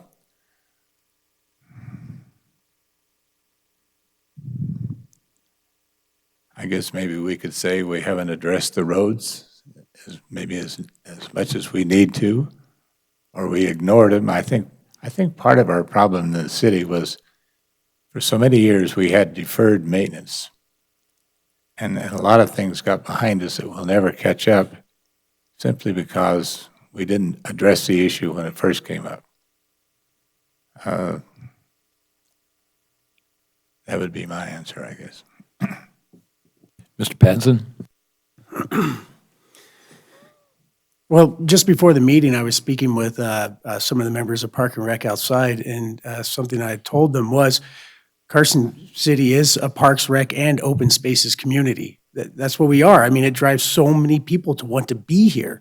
And I mean, there's been times where I've been in disagreement about a way something's going, and then by the end of it, been in love with what happened and just completely astounded. I really think that's I agree. Parks, Rec, and open spaces, that's what we're a community about, is the outdoors. You always got to balance a positive with a negative. And that's a great question because of that. To try and figure out what the city has not done well, if you're trying to specify it to this board, is going to be difficult. I can go back years ago with past boards, and we could probably talk about things from then. But the only thing that comes to mind that quick of the question of what the city hasn't done right, or something I disagreed with, I really like the awning at Mom and Pop's. I liked it personally. I don't know all the specifics about it, but if I have to give a negative, that'd be the only one that comes to mind. Ms. Plain? Well, I don't want to answer with quality of life because that's already been taken, but we do have a pretty fantastic quality of life. I think that there has been a significant improvement in communication and transparency through the city. There's a lot of really great communication and trying to get the community engaged again with local government. I think that there are some things that can be improved as a professional communicator. You know, there's things I would always recommend. But I think really the communication and transparency that has been in play over the last several years has been really great. I hate to say, you know, I think we've done a lot of great work on roads, especially our big main roads, but I think some of our smaller side roads, Division Street to name one, Sonoma Street going from Carson Street up, because I travel that road often. I think that there's some work to do on some of those. I don't know what the answer is to get the funding for it, but I think that's an area of opportunity. Mr. Wells? You know, I live adjoining the Mexican Ditch Trail, and you know now I can go almost anywhere in town without ever going on a road. I mean, the Parks and Rec system has done a fantastic job, at least in our area, with the trail systems. And then you've got the Ash to Kings Canyon Trail. You've got all the Parks and Recs facilities. I mean, I think we heard a little while ago that you know, you could do something with the old Centennial Park, but I think that the reality is we have a great Parks and Rec system. I think the other thing that I would look at is I think this board specifically has kind of taken on the administrative tasks. There's a lot of stuff that's not sexy about running government, but you still have to do those tasks. And I think this board specifically has really focused some on cleaning up and streamlining some of those administrative tasks, and I think they should be commended for that. As for things that I don't see working as well, I think traffic movement has become a real issue in the city. Just driving around anymore, I see a lot more aggressive driving than I've ever seen before, and I think part of that is it feels like you're always stopping at something. You're stopping at stoplights. I mean, you go from Lampa Lane to Roop Street, and there's half a dozen lights now that you used to be able to breeze through that section without hitting any. So, and we're talking about a lot of growth potentially in the future in the 5th Street Solomon corridor, Highway 50. That the traffic movement is going to be pretty critical once you start doing that. I think that's one of the things. I think the other thing is, I think sometimes zoning and planning seems haphazard. When you're driving around town, you can be in a really nice place, the residential area 1 minute, and it feels like you're in an industrial zone the next. And so I think that, you know, some kind of a work on the zoning and planning, I think is another one that I would look at. Mr. Willis? Yes.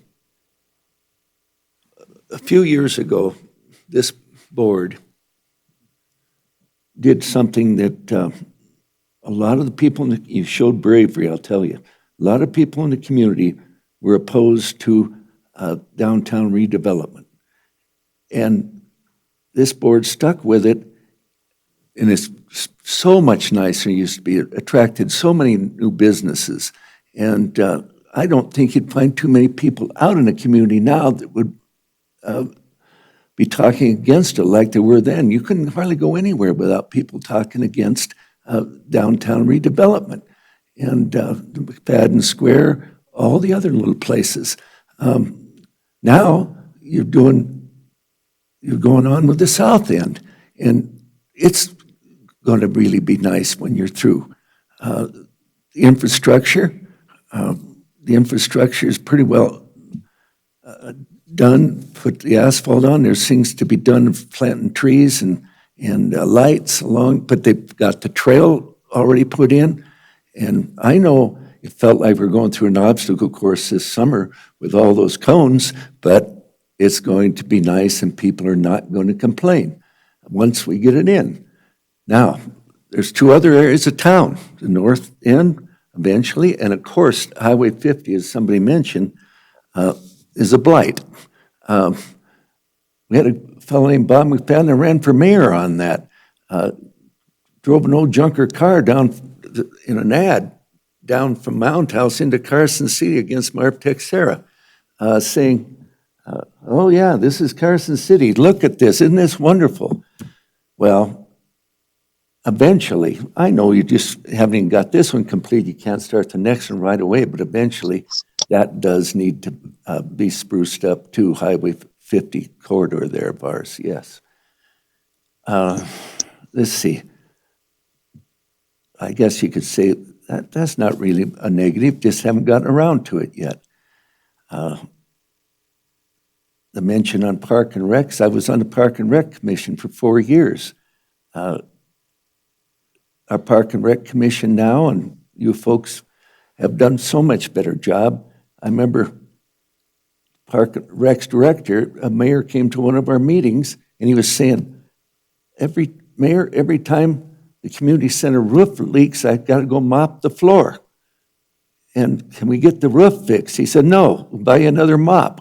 Well, come on. Now, that was kind of not a forward-looking view on things. As far as what this board, somebody was talking about, what could be done? Yes. When I talked to Dan Stuckey,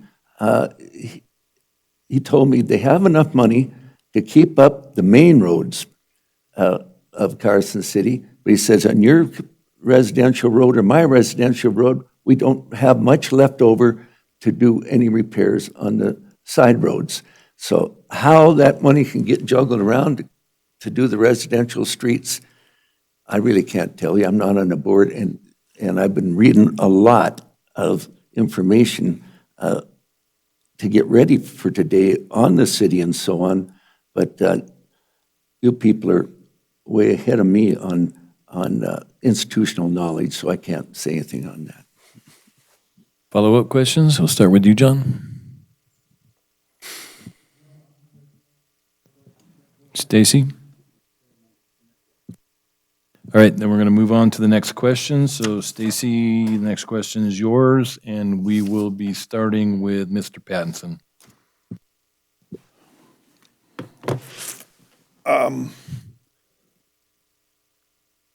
Chris, the city's budget is roughly 80% salaries and benefits. That is an item that, according to our state law, is subject to mandatory bargaining with our labor associations. So I'd like to know what your approach as a governing body member would be to labor negotiations. How would I approach a labor negotiation personally? Well, how you see your role. Let me define it a little better. What do you see your role as a board member being relative to labor negotiations? Well, yeah, I'll be quite honest. I don't know what the board's job is when it comes to labor negotiations. I suppose you wouldn't ask the question if it wasn't one of your duties and responsibilities. Sir, I don't know what my duties would be in that. I'd have to educate myself more in the situation. I'm sorry. Ms. Plain? So I'm not 100% sure what Carson City's process is, but I do know the process for a different board in Douglas County that consistently does labor and negotiations. In that situation, they ultimately have point people working on both sides. Each side usually has legal representation. They come together and meet over what the needs are for labor and negotiations, and there's conversation that goes back in between. The person who represents administration then brings it back to his board and discusses it with them, and then they make decisions based off of what the requests are from the employees that are requesting, that are in the negotiations process. Sorry, my brain went a little sideways. I would imagine that Carson City is very similar. So our job as supervisors would be to hear the information that's being brought back to us, look at budgeting, look at the requests and the needs of the employees, and see if we can't find a common resolution that works for everybody. I know that's probably a little Pollyanna, but I think there's a way to make it out so everybody can win. Mr. Wells. Yeah, I think you hit the nail on the head with 80% of your costs are consumed with salary and benefits. I mean, that's a large part of the budget that's when you go in, it's fixed. And when you have to go into these labor negotiations and give more, unless your revenues are growing, you're taking away from somewhere else. So I think that you're really looking at priorities. I think you need to listen to what the bargaining groups have to say, what their requests are, what they can and cannot live without.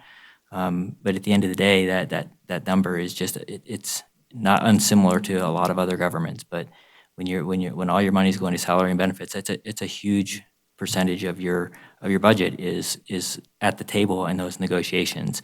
And so I think that as you listen, you also need to make sure that the bargaining units understand the limitations of what the resources are that are out there. And I think sometimes that's a really difficult thing to do.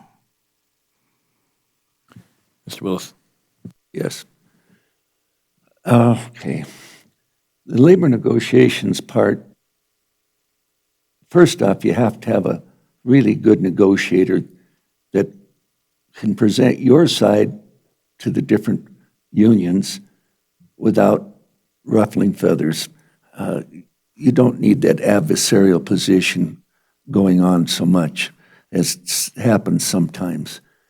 Then that person brings back what he thinks was a fair resolution with the different negotiating groups, and the board takes a look at it and sees if we can afford it or not.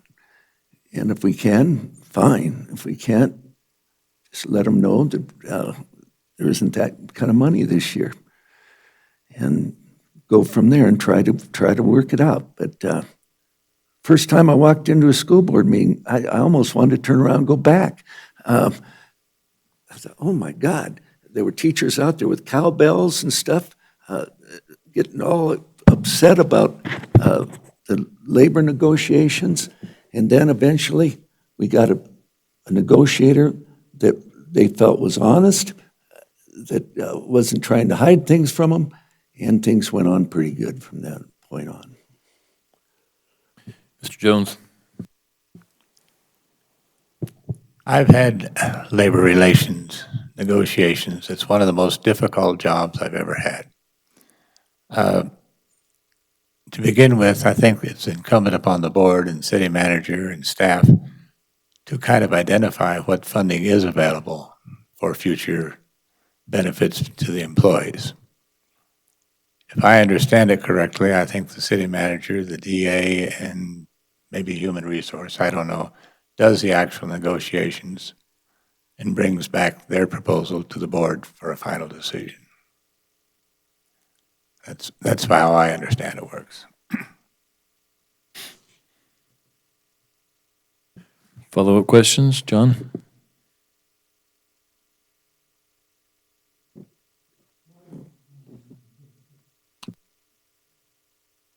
Sorry, Stan, following up, why was it one of the most difficult jobs you ever had? Labor negotiations.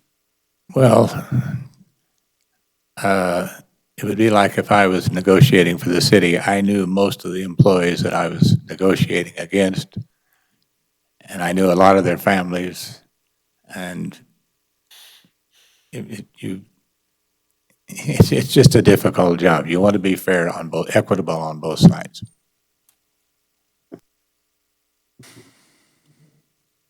Stacy? All right, Stacy, you want to go to a second question? Yeah. Surprised me.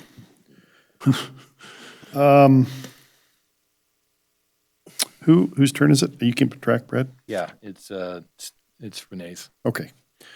Renee, you're at a board meeting, and during public comment, a person comes up and begins making disparaging comments about you or another board member, making accusations of backroom deals or some sort of unethical behavior. How do you respond to that? My understanding is you can't make a response to that. You just kind of have to listen to what they're saying. I don't think that's the time to get into a discussion. But I do think it's an opportunity to connect with that person later on and see if there can't be a conversation and a further understanding of why they feel that way. But I don't believe that as a supervisor you can respond to what they're saying against you. You have to kind of sit there and take it. Mr. Wells? Yeah, I've been in that position once or twice. It's public comment, not public Q&A, so there's not a back and forth between the two parties. I take it as stoically as possible. I mean, they are entitled to their opinion. If it's possible, I will reach out to them after the meeting is over and ask some questions to see why they felt that way. But during the actual meeting, you don't respond. Mr. Wells? Yes. It is one of the hard things Supervisor Jomey brought up, because he's right. You do at that point have to sit there and take it. And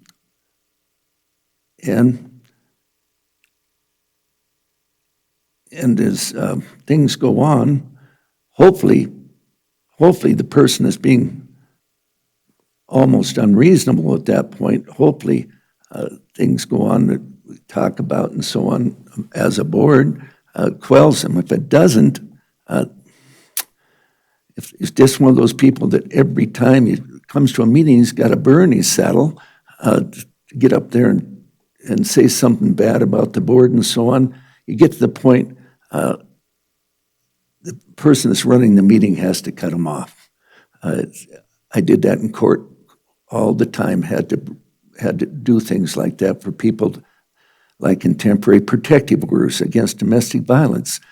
There were people that would get so emotional on those things, yet you had to get them back to why they were there, not dealing just with emotions. Thank goodness we had advocates in domestic violence that helped a lot with those things. But nonetheless,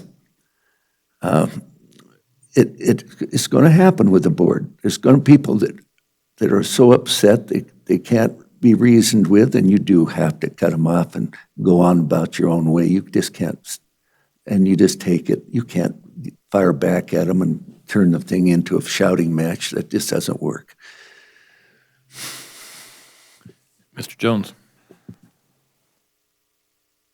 It's kind of my experience that some people just have to vent, and they don't want you to respond to them. It's like counseling. Half of counseling is listening.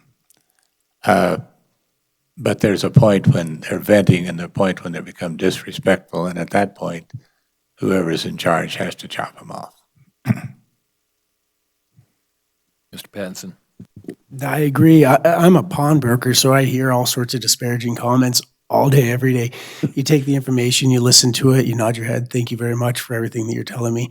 If they've told something to you, if it's in private, not at a meeting, and you feel it's of concern, you speak to the other supervisor about it. You let them know what's going on, because you're a team. You need to all work together. Follow-up questions? None for me. Yes, I have one. John? If Stacy doesn't want to go on. Yeah, I'd like to follow up that question with a another scenario that's very similar. We've never had this problem on the board I've served on currently. I think the worst comment I ever made to an associate on the board was I once told Lori, our mayor-elect, she had every right to be wrong, which is what the First Amendment says. I was being partially amusing. But there have been people on boards in the past, I won't say this one, I won't say not this one, who made disparaging comments as a supervisor. And sometimes other supervisors were in the midst of that barrage. How would you handle that one, each of you, which is similar, but this time it's your colleague rather than somebody who's appearing before the board? Ms. Plain? So I have witnessed people on past boards and boards in other counties and how they treat their fellow board members. We don't always necessarily have to agree on things. In fact, we shouldn't. I think there should be the ability to disagree with our fellow supervisors because we all have different walks of life and different experiences that lead us, in different conversations with different people in the community that lead us to our decisions. But I think civility on a board is 100% something that is an absolute. Disparaging comments about your fellow board members, I feel, is inappropriate. We are a team, whether we agree or not, and we owe it to this community to be civil and have civil discourse when necessary and conversations and discussions, but disparagement and hostility towards one another is not something that I condone. How would I deal with it? I'm not sure because I think each individual situation is going to call for something else. So I don't think I can give a blanket statement for every potential disparaging remark that could come up. Mr. Wells? I think spirited debate is important. I think you need to be able to debate issues, not personalities and not people. You need to be respectful of the other people who are on the board. They have their own opinions and they're entitled to them just as you are entitled to your own opinion. And so while I think there's a spirited debate is healthy, I think the disparagement is not. And there's no way that I would participate in, I would never make them to another supervisor, and I would, if they were made toward me, again, I would not respond because all you're going to do is escalate it. You just need to take it offline and have a conversation after the meeting. I think that the respect and civility, as Ms. Plain said, during the meeting is paramount. Mr. Willis? Well, the worst example of that is in Douglas County this last year, when two county commissioners got fighting over some issue. Gosh knows what it was. They probably can't remember what it was after they went to blows or whatever they did. But as has been stated, the best thing, and I've got an even temper. I always say I get mad once a year whether I need to or not. I mean, and so the best thing to do is at that point, if the other person is screaming, yelling, and so on, is just sit there yourself and ignore it, not to get involved in that shouting match that the person seems to want to drag you into. You don't need to do it. Mr. Jones? Well, I agree with the comments. You would hope that as board members, you would have mutual respect for each other. I wouldn't respond at the time, but I certainly would afterwards. I would have a meeting and try to resolve the issue afterwards. Mr. Pattinson? I can't disagree with anybody else up here on that. We're a team. We may agree, we may disagree, but at the end of the day, we're still a team and we're going to be seeing each other again.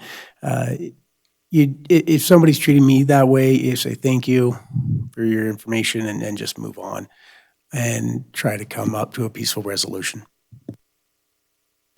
All right, with that, we're going to take a 10-minute break. So if we can be back at about 3:10. Thank you.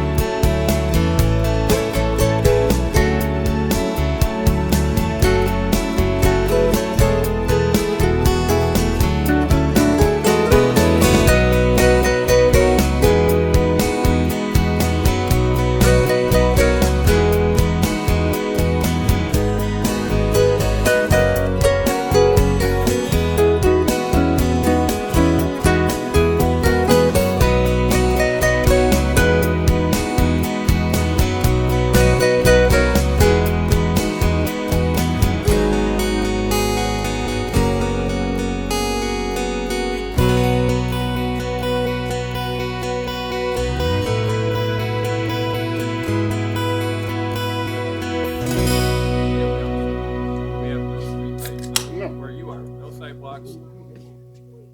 So you got to walk in the road in the dark. Right. If you got to get out. And then the daughter said, what do you do with all the candy? I said, you throw it out.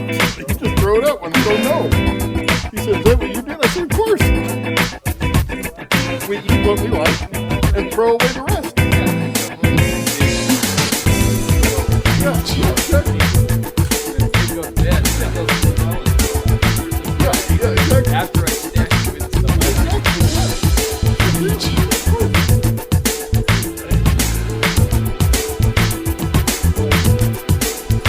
That's when we used to have Halloween the day before the real Halloween.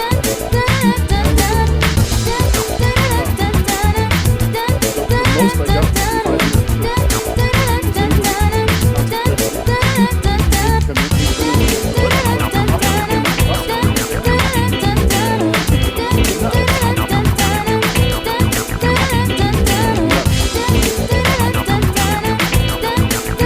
Set up for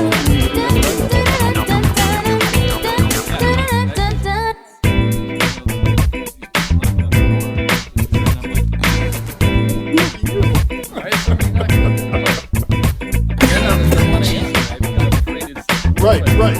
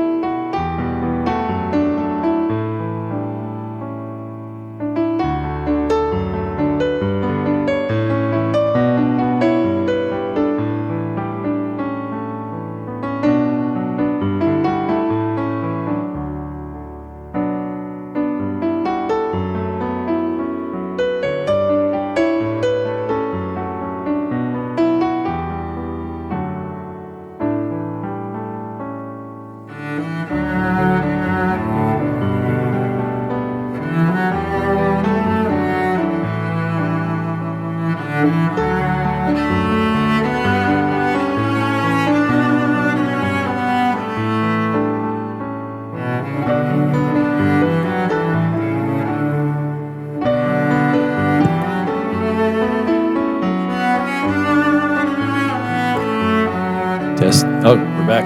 We're back live. Welcome back.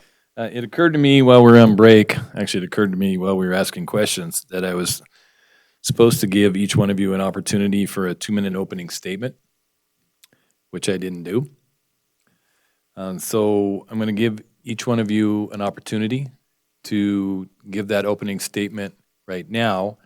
Again, as I said, we've read your resumes and your applications, so I don't think that you need to reiterate that. But if you could focus in your opening statement, we'll call it your halftime statement. Why? Why do you want this position? So, since that is in the form of a question, then I'm just going to rotate to the next person, and we're going to start with you, Mr. Wells.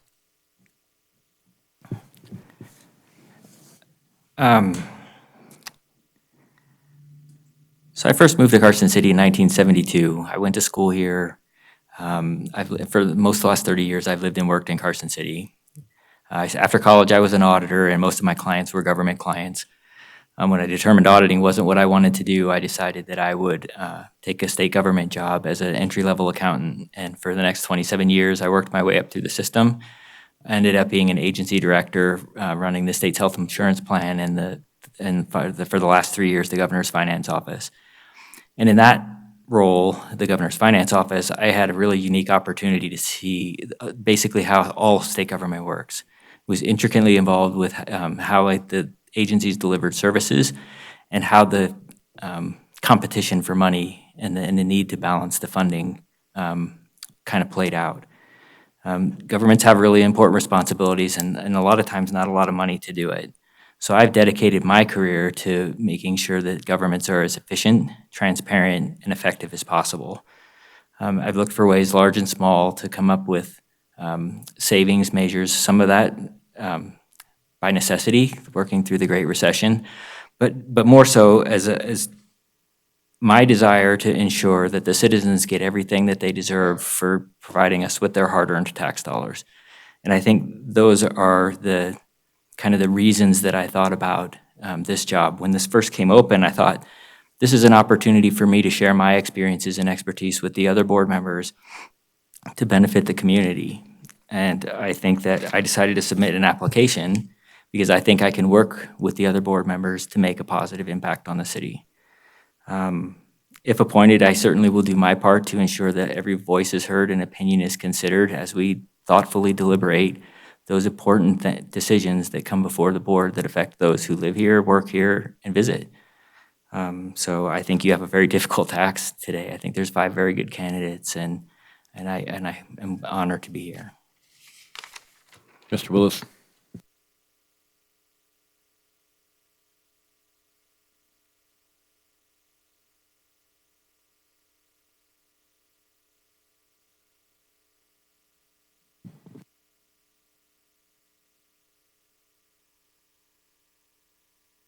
Test.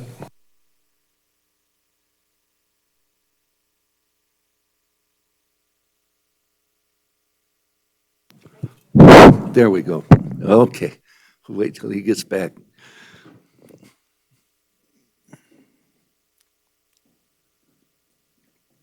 Okay. Well, I've thought about this a lot. In fact, to get started, I know it's trite to say this, but I want to give back to Carson City. It's been so good to me. I never could accomplish the things that I've been able to in a bigger city. It just wouldn't have happened. And I wanted to be on the Board of Supervisors for a long time. I think I can contribute. I've always been a person that's pretty good at making things cohesive. You've got a good board now, and I think with my temperament, we continue to have a good board. And I've got one thing that really stands out, I think, and that is the fact that I was decision maker every day for years and years and years, making decisions on whether people were guilty or innocent, then what to sentence them if they're found guilty, if they should go in jail, if they should do this, they should do that.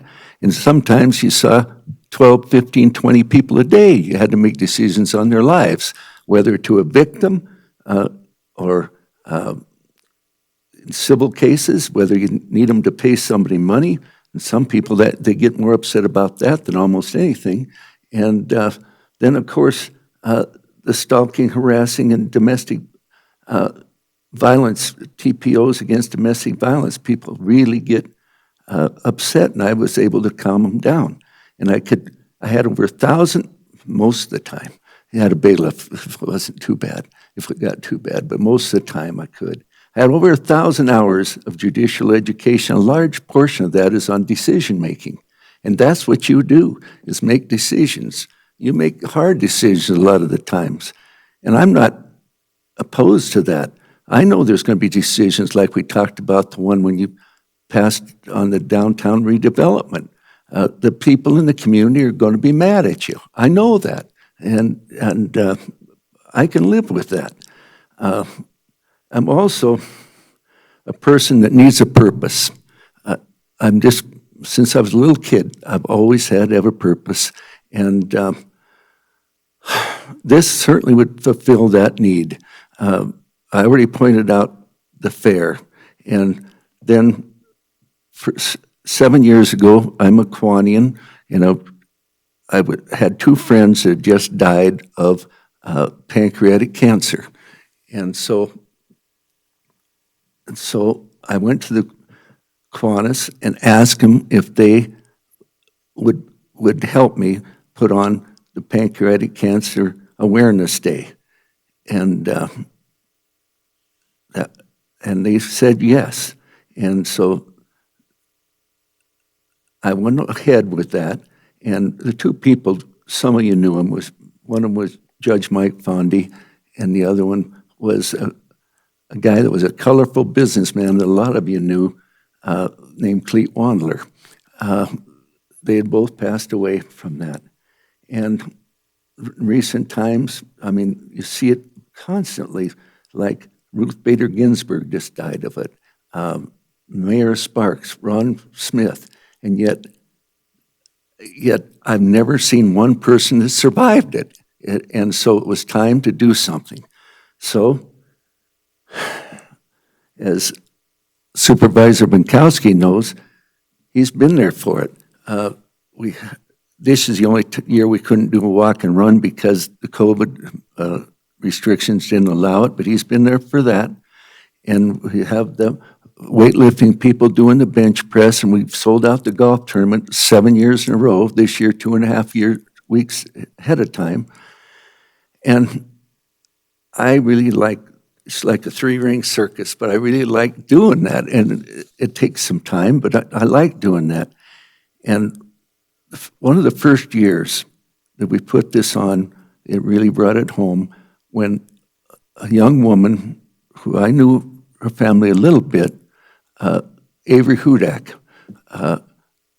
mother just died of pancreatic cancer. And she won the race for the women. And Mallory Wilson came in second, if I remember right. And they were on the poster the next year. And Supervisor Bankowski was running, and so was his significant other, Andy. And they're much better race runners than I am anymore. I've run for over 50 years, but they're very good at it. So we had something for just about everybody, including my grandson, Moose. He's 13 years old, and 4 times he's won the kids' bench press competition, and 4 times he's come in pretty close to last or last in the kids' fun run. But he has a good time with that day. And also, another thing that I do in the community is I serve on the vestry, which is the policy-making board for the Episcopal Church here, St. Peter's, presided over by Father Jeff Paul. And so and then, because I'm always trying to do something. And so, this last winter I took up pickleball, but there's some people out there that are a heck of a lot better than me. But nonetheless, like I said, I've always got to have a purpose. And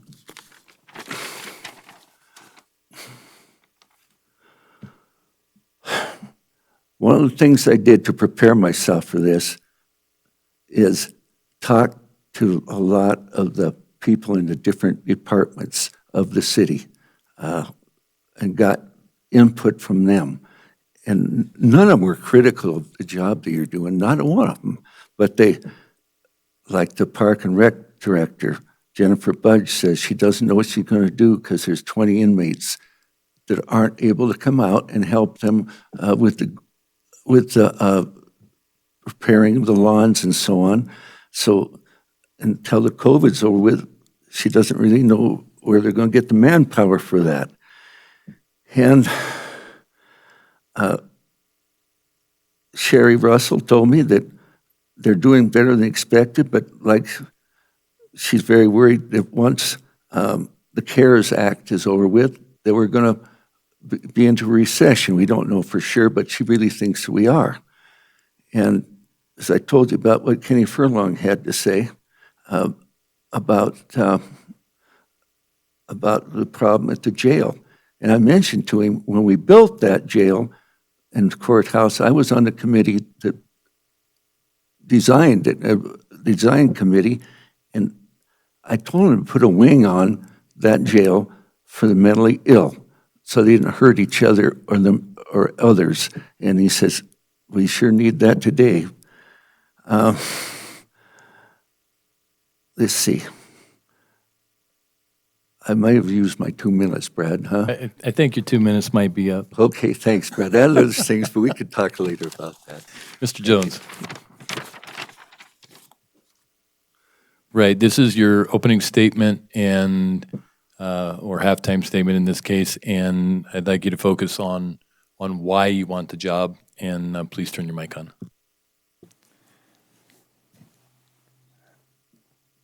I think my record will reflect that I've made a lot of contributions to this city. I served on several boards. I have a fairly decent working knowledge of the city. I'm a team player. I'm a people person. And I would like to, I said previously, I would like to continue and hope to have the same success that your board has had. I think this board has done a wonderful job, and I would like to hope that we could continue along the future. That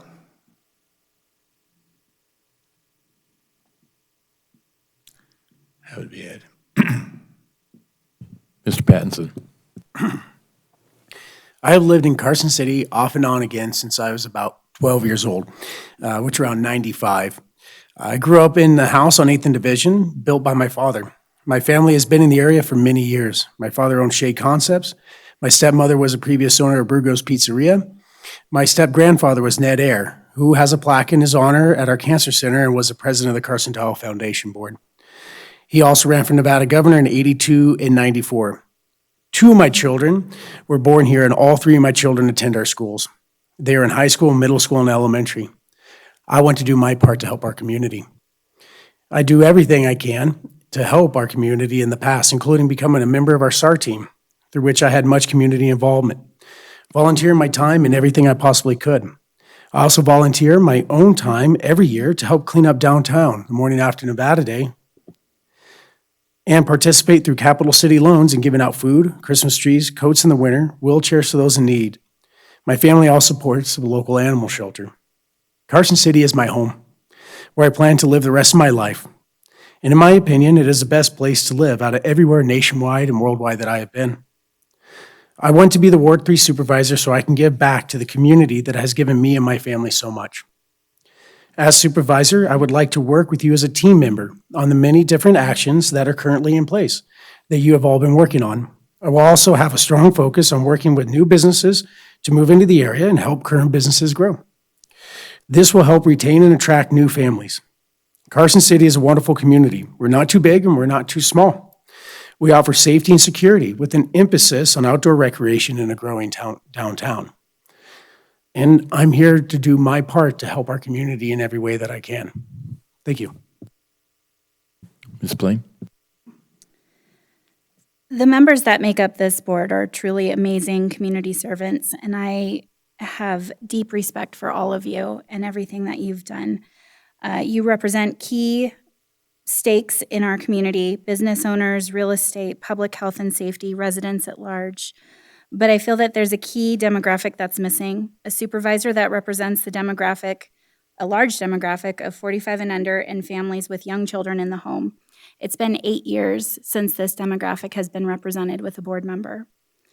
I've lived in Carson for 16 years, 12 of which have been in my current home in Ward 2. 2 of my 3 children attend school in Carson City. My youngest is currently in preschool and will be enrolled as soon as we can, trying to figure out her cutoff dates. I've owned a business in Carson City for the past 9 years. I've grown it from a solopreneur to a business employing 6 other people. My agency's mission is to work with people, organizations, and businesses that are trying to make our region a better place to live, work, and play. I don't take those words lightly, and I feel that my experience in this community shows that. Over the last decade, I've worked as a trusted advisor to many of Carson City's leaders, including past supervisors and our late Mayor Bob Kroll. I've worked as an advisor with different city departments, including the Sheriff's Office for 6 years and the Carson City Senior Center for 3. I've sat on the board for FISH, Carson City Culture and Tourism Authority, the Downtown Business Association, the Greenhouse Project Action Committee, the Career Technology Education Advisory Committee, served as an ambassador for Carson City Chamber of Commerce, and I currently sit on the Partnership Carson City Board. I've worked on behalf of children in our community through the Boys and Girls Clubs of Western Nevada, homebound seniors through Meals on Wheels, homeless population through FISH, and my agencies work with Feeding Pets of the Homeless. I have worked with workforce development at the high school and college levels, as well as with organizations in our region that are instrumental in getting residents trained, retrained, and back to work. I am invested and involved in this community and its success for kids, for seniors, for families, and everyone in between. And I would really love to serve this community further. Any follow-up questions, Stacy? No? John? Nope. Okay. All right, John, we are over to you for the next 2 questions. And Mr. Willis will be starting on the next question.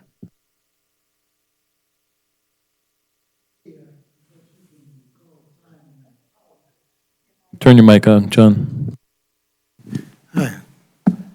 Getting there where I can't even hear myself.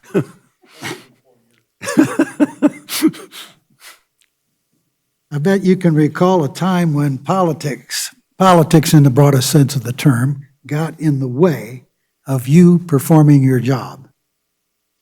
How did you respond, and what was the result?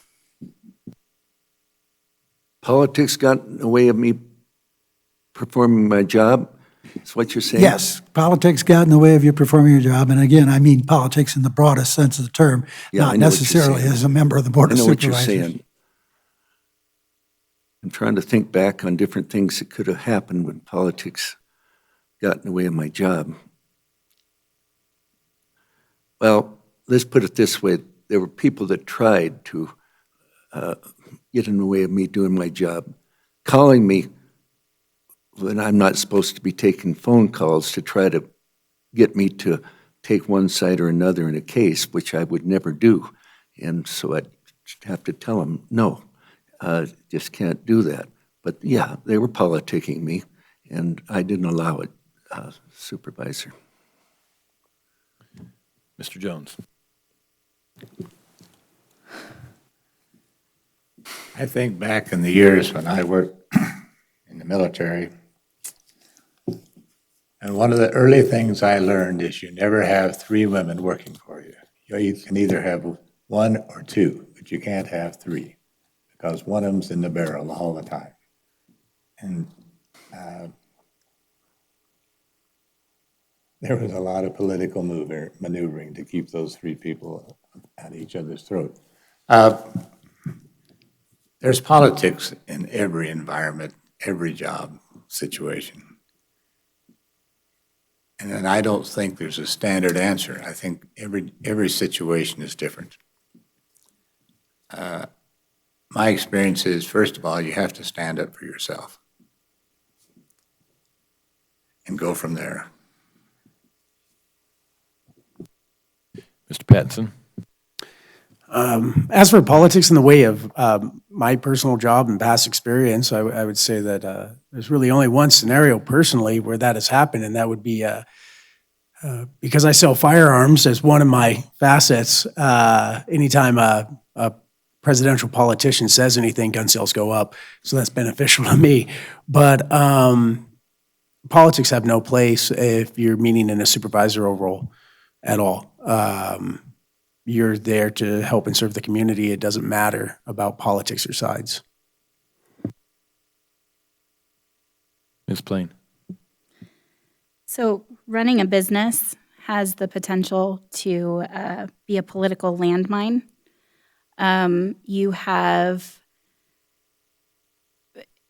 You've got your leadership teams, you've got your senior staff, you've got your junior staff, you've got politics between employees and clients, and it's always in play.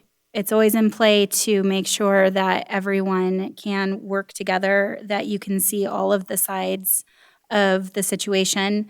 And I think as a leader in my company, I'm constantly trying to look at the bigger picture of things, and act for the good of the organization.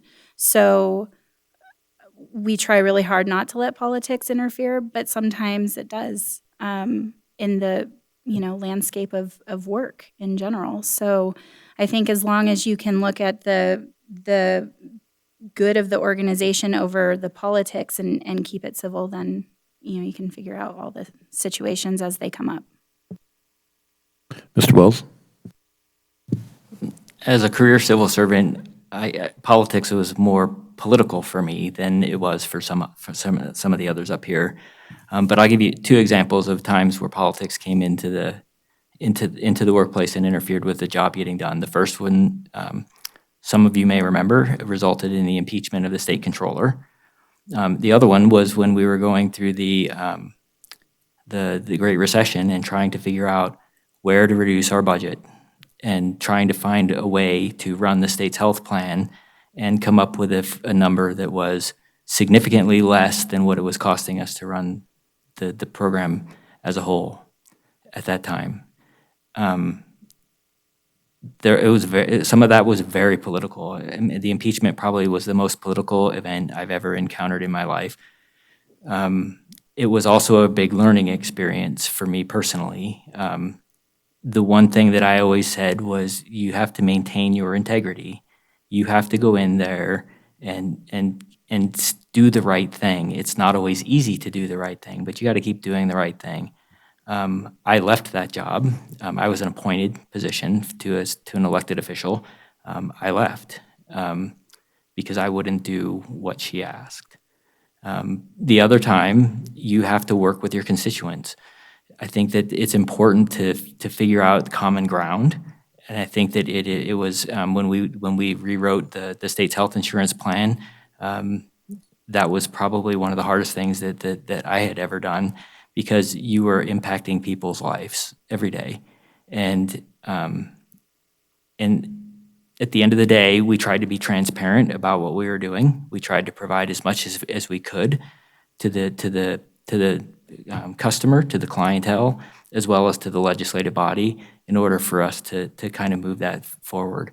And at the end of the day, that was a relatively successful transition. People hated it at the time, but you hardly hear much anymore. And we had flat rates for almost a decade, so it ended up being very successful. Follow-up, John? No? It's easy. I do have one follow-up for Chris. You made the statement that politics has no place in your job as a supervisor. I would say that politics will try to influence you, or political forces will try to influence you in that seat. So I would ask the question again, rephrased from that perspective. Politics or political forces will try to influence you if you are in the supervisor seat. How would you respond to that? Thank you for that opportunity. I do my very best to not allow outside forces influence my decisions. And if it's starting to happen to me, whether we take politics, for example, or not, if it's an outside influence, it's other people trying to sway your opinions and thoughts. If I find that starting to happen to me, I step back and I ask for advice from people that are surrounding me, people that I trust and respect from all different backgrounds, people that disagree with one another, so that I can come up with an intelligent decision. I don't feel that I would be easily swayed by one political side or the other, that I would rather not continue with them if they're going to try and sway my opinion. I just wouldn't want them to be a part of any of my decision-making process. Thank you. John, your next question off the list.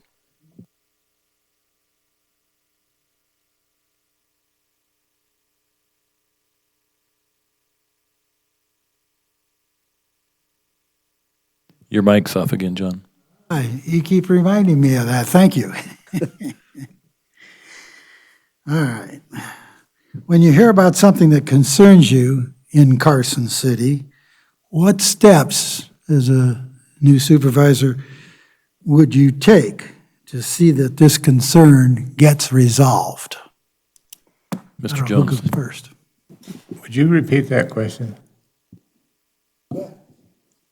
When you hear about something that concerns you in Carson City, what steps would you take to see that that concern gets resolved?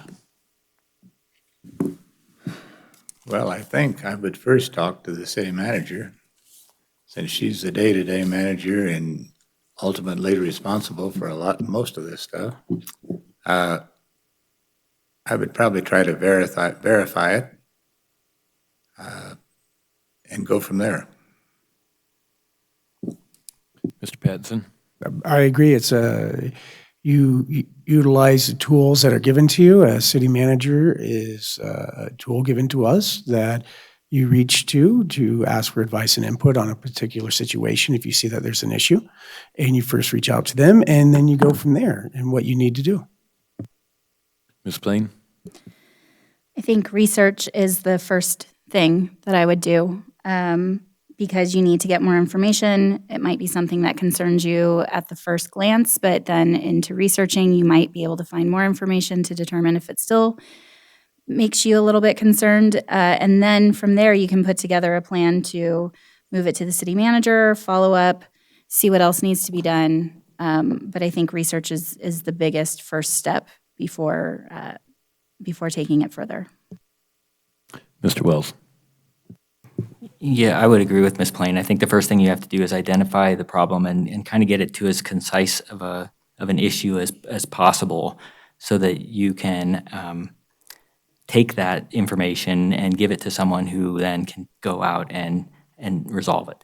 And so whether that be the city manager or whether she directs you to go to other staff, I also think if it's something that rises to the level that you would discuss it with the mayor, as far as putting possible board item on a future agenda to discuss that issue if it rose to that level. Mr. Willis? Yes, that's interesting. First off, we all know it's hearsay. And then second, though, if it comes from a reputable source, like Supervisor Barrett is implying it could be, then you take the next step, as was stated earlier, that if it's something that's within the city's purview to do something, then you first go to the city manager and have it looked into. And if it's really something that needs to be put on the agenda, then we'll take care of it that way. But I don't know how many times I've heard things that didn't turn out to be true. And so we got to take it that way to make sure that it really is the truth before any action's taken. Any follow-ups, John? No. Stacy? Okay. Mr. Pattinson, you will answer this next question first. Carson City has historically been very fiscally conservative with a limited budget. How would you balance the need to fund capital infrastructure, maintain levels of service to our citizens in the community, and the need to maintain reserves in order to hedge against future economic downturns? Be specific. Wow. I think what you guys did today, for example, earlier today, I believe it's called the FAC, or FCA, is a wonderful first step in the direction in balancing a budget. It gives you the tools that you need to make a proper decision. And in saying that, that's really what you need to do is utilize all tools that you have available to you to get as much information about the budget as possible. There is so much that's going on with the budget.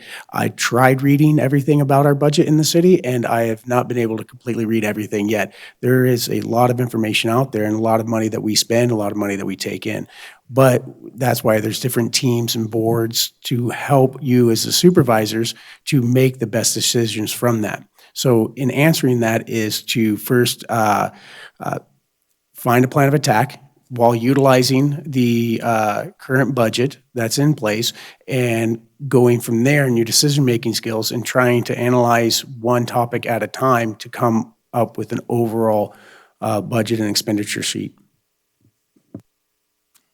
Ms. Blaine? I'm going to have you reread the question, please. Carson City has historically been very fiscally conservative with a limited budget. How would you balance the need to fund capital infrastructure, maintain levels of service to our citizens in the community, and the need to maintain reserves in order to hedge against future economic downturns? Thank you. So one of the things that I really appreciate about this board has been the fact that you are fiscally conservative and that you do have that reserves fund because we just don't know what's going to happen.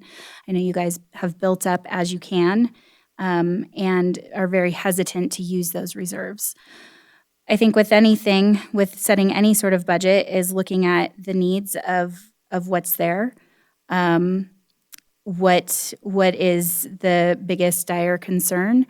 What will it take to do those things? I, too, watched the meeting this morning. I liked how you went through the sheet of assets and where they're going to be over the next 10 years and putting together that plan. I think there's, looking at what you guys have done with the downtown and South Carson Street, looking for matching grants and whatnot, I think is a smart way to do that. So I think there's really just looking at what is necessary, what is critical, what is available, and making your budget from there. And then also taking all of the recommendations from the very capable staff that give you all sorts of reports and taking in their recommendations and moving forward with what's necessary. Mr. Wells? Yeah, that's a great question. Coming from a background where that was one of the things that I had to do was figure out how to balance a budget.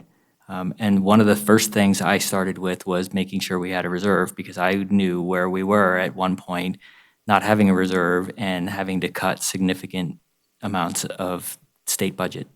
So I understand and the importance, and that is one of the first places that I look to is to ensure that we have a healthy reserve where it doesn't grow too much, but you should have a healthy reserve that's set by board policy. And then that kind of dovetails into the second piece of it for me is that the strategic plan should be outlining where your priorities are for funding, both for capital. You should have a long-term capital improvement plan in place, as well as how the elements of your strategic plan fit in as to where you submit your resources. They need to be aligned to your goals, and they should be, to the extent that they can, improving the performance indicators that you have assigned to the various areas. Mr. Willis? Yes. I think a lot of it's been covered and very well by Mr. Wells and several others.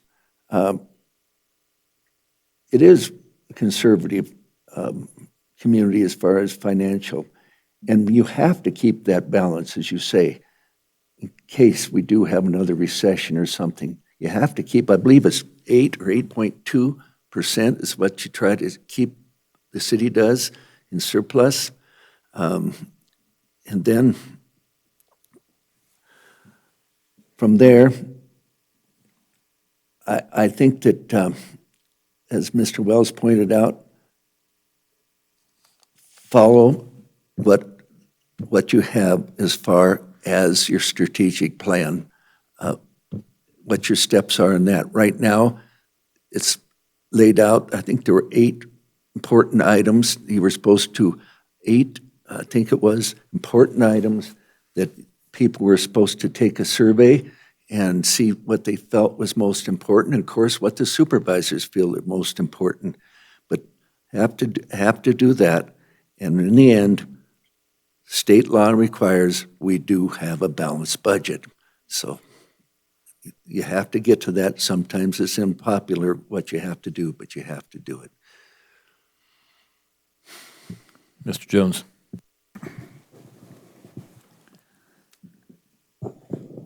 I think it's very important that you start with your existing budget and work forward. You have to establish priorities, and priorities have to be adjusted every year. But I think more importantly than anything, you have to rely on your staff for input. They're the people that's managing the money in their various departments, and you have to rely on them for a large degree. And maintaining a reserve is always a requirement. Thank you. Follow-ups, John? Yes, please. Let's get specific. What would you set the reserve at? Give me a percentage of the overall budget, keeping in mind that 75% of the budget goes for salaries and benefits.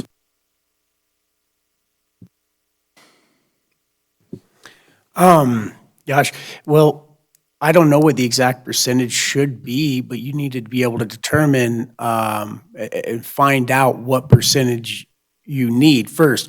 I mean, that's an entire process to determine, and for how much time. I mean, there should always be a reserve, but how much time do you need that reserve for? I mean, our last recession lasted a lot longer than we thought, and we could be going into another one for who knows how long. Usually, it's good to set yourself up on a scale, 2, 5, 10-year plan, and a percentage is set aside for different scenarios. I don't know the exact percentage that we should have set aside, but you can figure that out, and we should have a budget set aside. Yes. Ms. Plain. I don't know the exact percentage, but I believe it's about 8.3, 8.4% that we have to have set aside. I know at one point, the city had been working towards getting up to, I think the max is 16%, if I remember correctly. I think having an aggressive plan for reserves in the good times is the best way to stock up, and maintaining where you can in the bad times. Nobody ever likes to have their budget cut. There's unpopular decisions that have to be made, and it's hard because you're never going to please everyone. But I think having that reserve is so vital, especially going into uncertain times like we are, and then saving as aggressively as possible during the good times is the strategy I would take. Mr. Wells. So there are some state rules, state law around what the minimum ending fund balance should be. Personally, I think that 10% is the minimum you should be looking at. I was always more comfortable with 20% of your general fund being in your reserves. But keeping in mind that some of the issues with having a large reserve also end up creating problems with collective bargaining. So there's all these competing priorities that you have to deal with when you're talking about maintaining this ending fund balance. But our goal, my goal, when I was in the governor's finance office as a state budget director, my goal was to have 20% of the general fund appropriations as the reserve. Mr. Willis. Yes. I think it's been pretty well stated already. We have to certainly have a good percentage of surplus, as you were stating, in case we do hit bad times. We have to be, I believe it's been stated, it's about 8.2 is what I looked up this morning, I think, and that we have. And then if there's something that comes along that's really bad, the thing to start with is you don't take it all out of that surplus. You don't, because you don't know what's coming next. So you take a little bit out of that, a little bit out of, and the start is only to people that are retired or quitting or something, take that part out of the personnel part, and then some out of your supplies and so on. You might not be able to get some new lawnmowers this year, so you take some out of that part. But overall, I think we've got to have a good ending balance, because it could be right around the corner, as has been stated, another recession may be coming. Mr. Jones. Well, I think 8% is the law that we are required to have. And I don't advocate taking the money out of reserve just because we start a decline. I think you have to look at your operating budget and make cuts there as you can.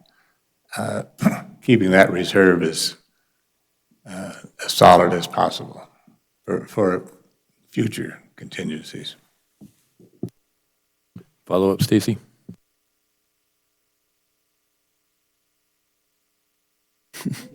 Another one died?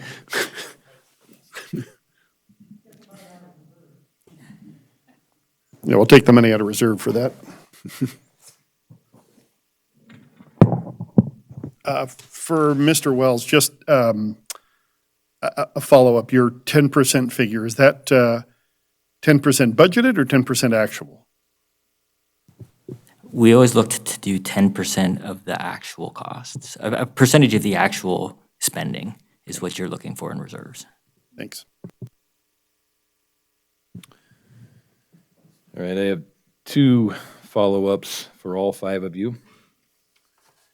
First scenario, you have excess revenue coming in. So you're 6 months into your budget year, you have excess revenue coming in. Where do you put it? Second scenario, we go into a recession and we lose revenue and we're below our budgeted revenue. Where do you make your cuts? Chris? Well, with excess revenue, I always like to save it if at all possible. If we could put that first into any rainy day funds and then allocate it from there to any other expenditures, building improvements, parks and recreation, and different places like that. There's always places to spend money. If you can spread it out, unless it's allocated to a specific fund, and then it's kind of locked into there.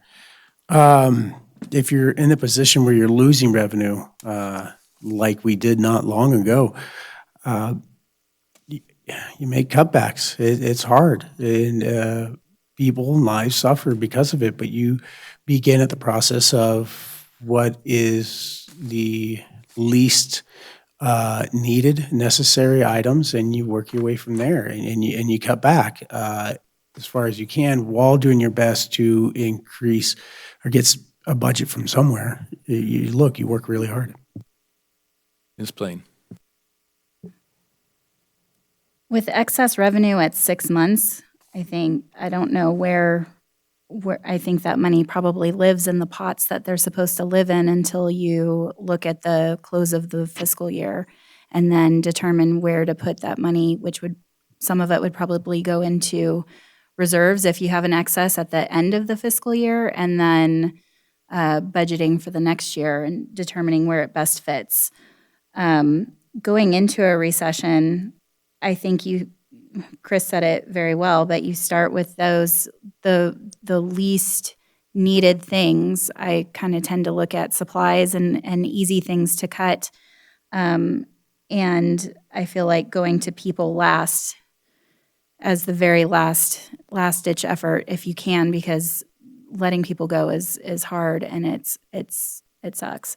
There's no nice way to say it. So, and then redoing budgets, if you know you're going into that recession, watching those budget lines really, really tight and seeing where you can make easy changes to be able to stay within the budget without, again, going last to people being let go. Mr. Wells? So for me, part of it is the first question you have to ask is why? Why are you getting more money or why are you getting less money? Because is this because your revenues are coming in stronger than budget month over month? Is this a one-time event that generated some extra revenues for a shorter period of time? And it kind of varies what you would do with some of that money. If it were one time, I think that's where you look at some of your capital or deferred maintenance or some one-time costs as opposed to looking at something that has an ongoing component to it. If it's more, you're just getting more money, I think at first you look at where's your reserve level and where's your projected reserve level at the end of the year. And then second, what are the priorities that coming out of your strategic plan? And where could we use that extra money that is recurring extra monies? In other words, there's a trend that this money is coming in stronger month after month after month after month, not just a one-time spike. On the other side, if you start losing money, making cuts are very difficult, and that's, again, goes back to having a strategic plan and where you go. And I think we've said a couple times today, the city's budget is 80% payroll. So you can cut a lot of little things, but it doesn't add up to a lot of money. And so you have to look at personnel savings at some point, leaving positions vacant. But the other more important thing is to ask the agencies, ask the departments, what can you do? What places can you find us some money that will help us get through this short period of recession? Mr. Wells? Yes. Well, we talked about the ending fund for the budget, and if we're sitting at 8.2 and it's a one-time thing, we should put some of the money into our ending budget. Move it up, as was stated, maybe 10% would be good. And if we have some left over and we see the needs in different places, supervisors see the needs in different places that it could be spent, whether it be an operation end of it, possibly could spend some money on different things. However, I don't think we should do like the board was doing a number of years ago and have the wheel of fortune. You spin the wheel, and if your department got called up, then you got that money. I think that Supervisor Jomi can remember that one well. But then, on the other hand, if we do run into this recession and it's really bad, my first scenario of not filling jobs that become vacant and the operation side taking a little bit and so on, yes, you're going to have to go further than that. It's happened a couple times in the 80s and then recently, the recession, where you had to go so far as to cut people's hours. It's one of those things that has to be done you don't like to do, but you sure like to do 38 hours rather than 40 hours rather than cutting people's jobs.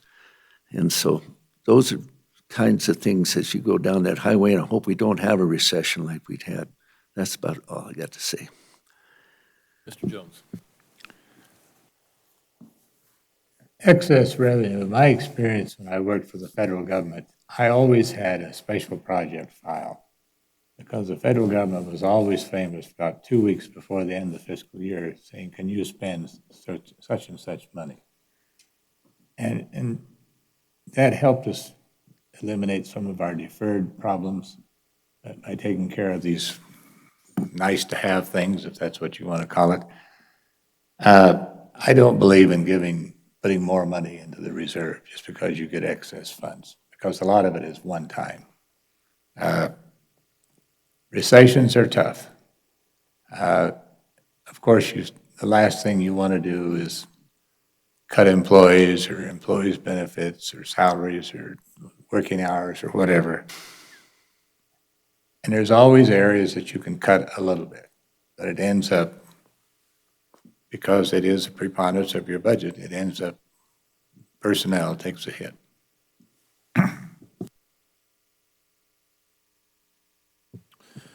Okay, the next question, and Ms. Plain, you will be the first to answer this question.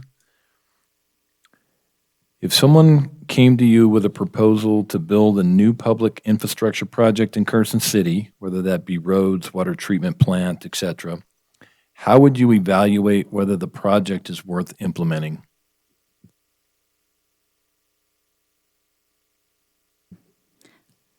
Can I ask a question? Sure. Are they just coming to me or are they coming to the entire board? Answer it from the perspective that somebody comes to you. Okay. Because you're being interviewed, you're all being interviewed to determine what your personal actions would be in a That's fair. particular scenario. That's fair. Okay, so if somebody came to me with a proposal for public infrastructure, I think the first place to go would be to see if it's actually something that we need. James, I'm going to take a page out of your book and say, we do have a strategic plan. And so is it part of the strategic plan?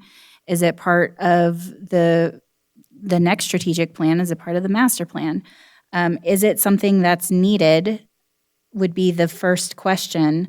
And as my other questions have been in the past, research is a big piece of it. So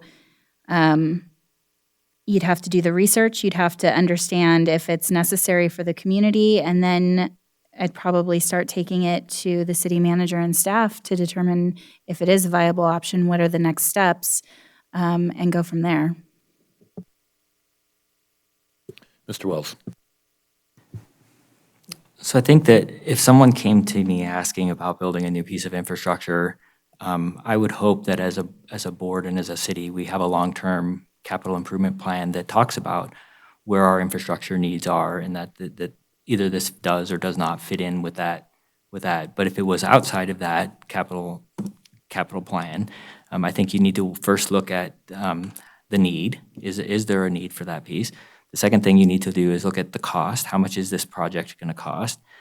The third thing you need to look at is the impact. What is the impact going to be? And there could be positive and negative impacts that would have different consequences for different pieces.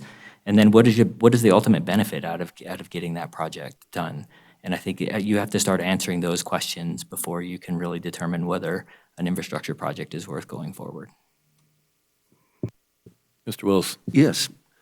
If this is a private citizen that's coming up to you and said they need a new road, their road is in bad shape,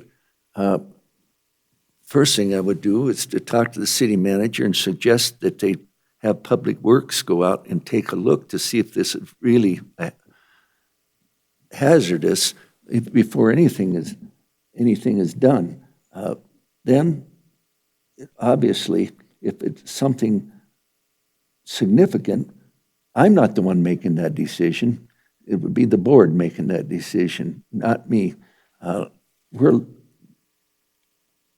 not supposed to go out and do those kind of things on our own. This is a policy-making board, and like when I was on the school board, we had a person who would go down and get involved in the teachers' matters and so on. And we brought him in twice in personnel session, tell you can't do that. That's not our thing to do. Same thing with this. We can't go out and do things on our own. We can't go out and tell the person who's cutting the grass over here at Mills Park to do it a different way. We hire people to do those sort of things, to administrators, the city manager and administrators. We aren't the ones individually that do any of these things. Mr. Jones? Well, first of all, and I think I've established that, I'm an organizational guy, and it's none of my business, really. This is a job for the city manager. That would be the first place I would stop as a city manager. Secondly, I think you need to verify this person. Does this person have the money? Does he have the background? What is his interest? And then I guess it goes from there. Mr. Pattinson? First thing I would think is you gather as much information as possible. Is it even viable? Is it something that we haven't thought of before as a city in the past or present? And then you bring it up at the appropriate time to the other supervisors and/or the city manager. And then from there, you decide how to proceed. There's no fly by the seat of your pants. You first go through all those steps. Follow-ups, John?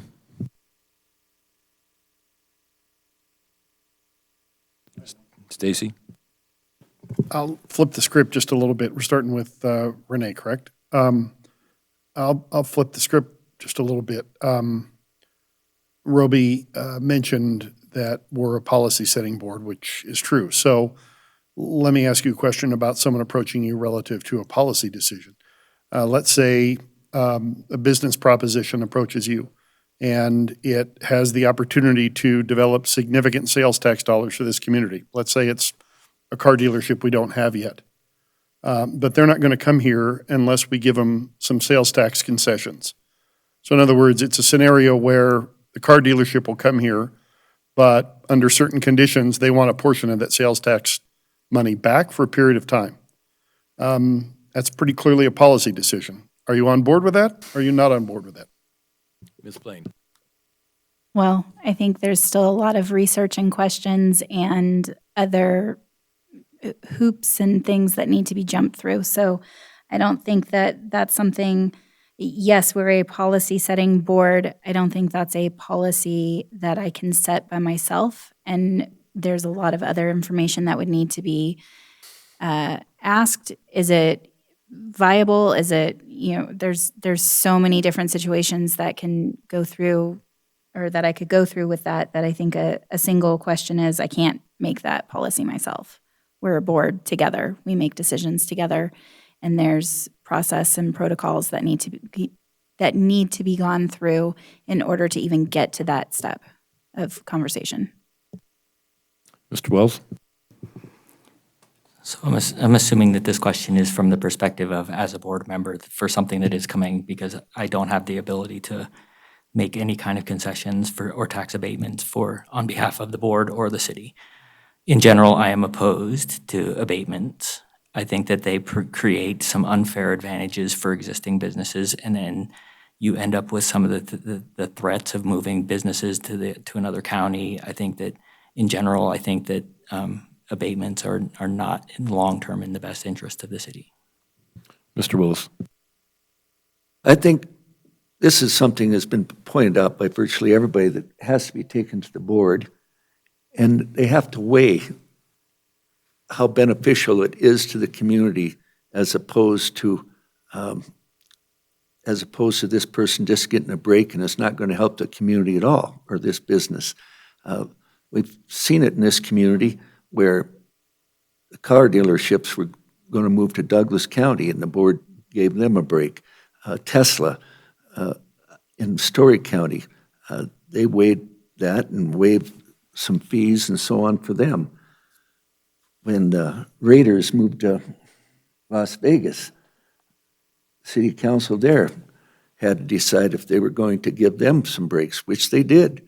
At the same time, they are bringing revenue into that county, and it's going to help the people of Clark County in the long run. But there, like I say, there's other things that you say, no, this isn't going to help our community at all by giving them these tax breaks, and you'd vote no on it. Mr. Jones? Unfortunately, I think our past practice kind of dictates what we do. I don't like the idea of it being threatened or being held hostage. You either give me a tax break or I won't come in. And it's not that infrequent anymore that we don't see some violations in that. I also recognize that car dealers are our biggest source of revenue. So it's a catch-22, it really is. I guess I don't mind giving a little break. Now, let me back up. You'd have to be pretty solid, I think, before I would say give you a big break. Mr. Pattinson. Our city has given sales tax abatements to different businesses in the past on occasion that they thought would benefit the community, and more often than not, they have. However, there has been businesses that have wanted to move into our community that wanted to have all sorts of gifts and abatements and sales tax given to them and cuts that the business was not viable. And not just recently, I mean, throughout history of our community, developers and project engineers. So first you got to determine, is it a worthwhile business venture? Because you're looking at it from the perspective as a city that's helping the community grow, because you want more businesses in, but you want to make sure that they're a legitimate business first. You got to research that business and go from there before you make a decision about what you're going to give them after they're going to come in, even before they've given you any sort of revenue.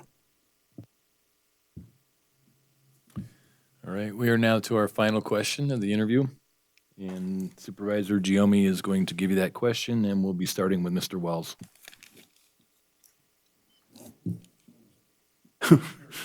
Sorry. So, based on what you've heard today, if we didn't choose you to fill this Ward 3 role, which of your fellow candidates do you think we should pick? Mr. Wells. And you're making me go first on this one. As I said in my middle statement, or non-opening statement, you have a really hard choice here today, I think. I think there's 5 really qualified people who do all bring better or different strengths. I think Ms. Plain and her background definitely has some advantages to with her work with some of the other local jurisdictions. I think Mr. Willis, with his long track record of doing things for the city, I think that Mr. Jones and running the businesses and his background, and Mr. Pattinson, with some of the things that he's talked about today, I think it's really hard. I think if you were to put me on a spot and make me choose, I think I would probably choose Ms. Plain. Mr. Willis. I'm sorry, I didn't hear that. Ms. Plain.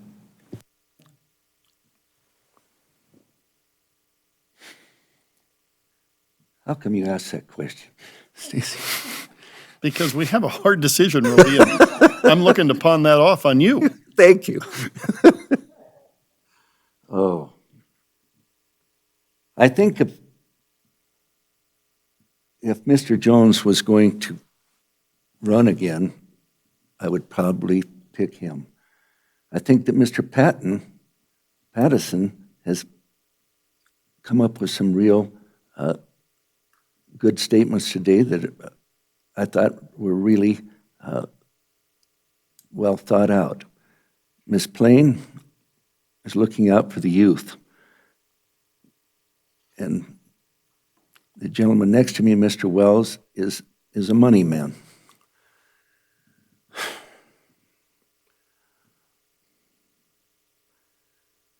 I suppose, even though it goes against everything I think about this, that I would choose Mr. Jones. Mr. Jones. I would choose myself. Not an option. Pick again. It's been a very diverse group here today, and I've enjoyed, I truly have enjoyed the different responses. Some of the responses I have not thought of. I probably would choose Mr. Wells if I had to choose. Mr. Pattinson. Of course, I won the position myself, but everybody up here is amazing. You guys, it's a tough job.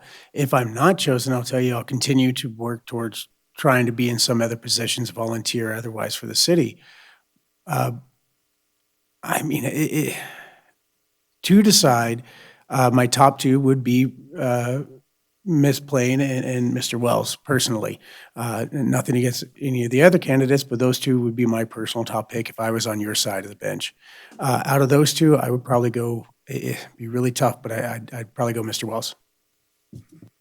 Ms. Blaine?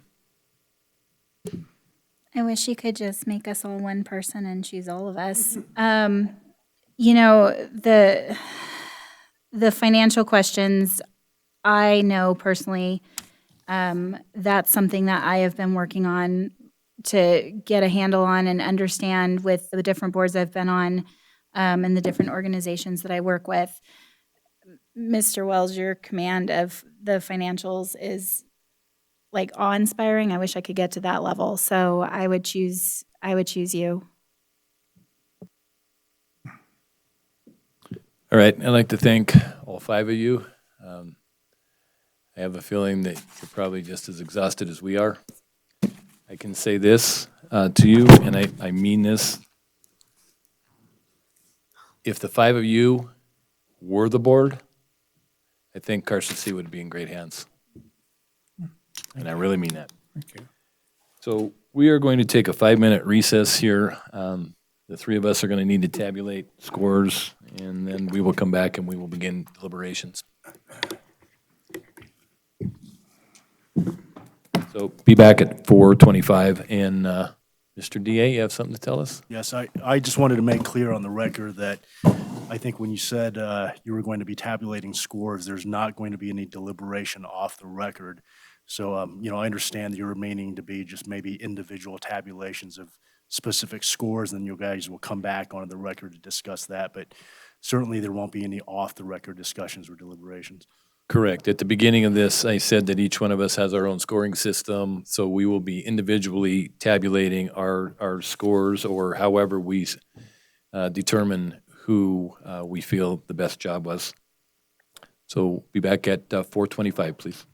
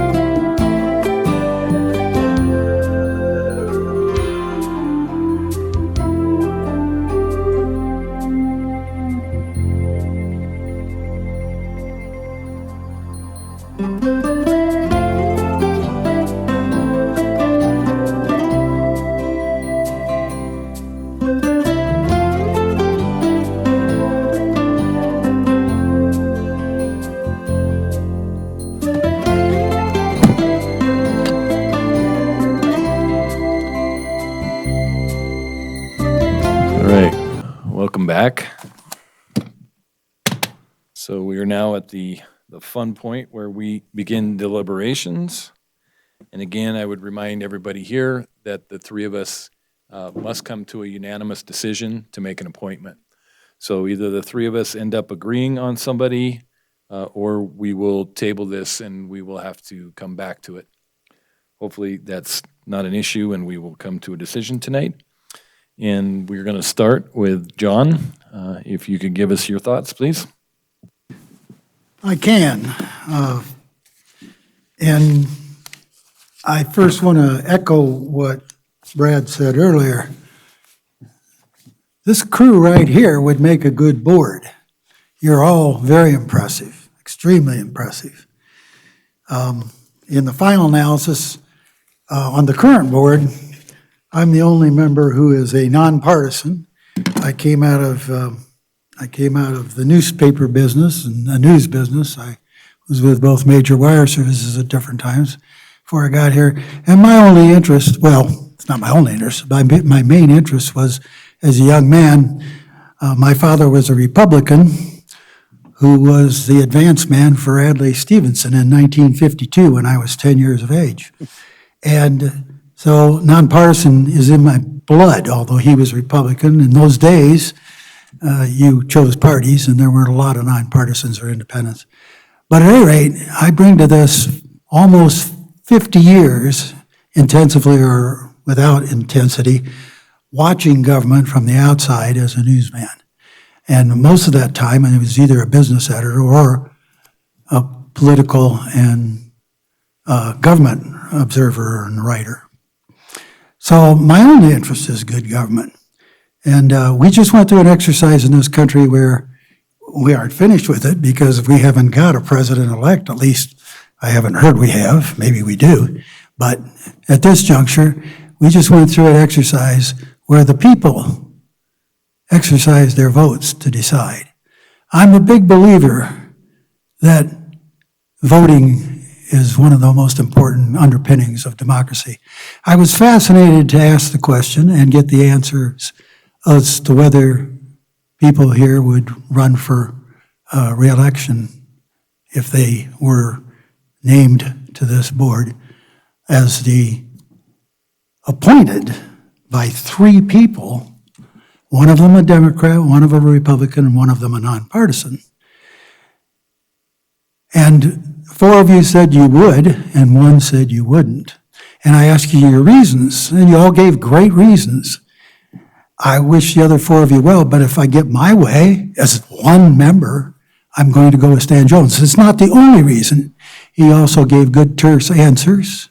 I've known him for years, and I think he would stand this city in good stead as a 2-year person on the board, and he said he will not run. I'll take him at his word. I think he's an honest man.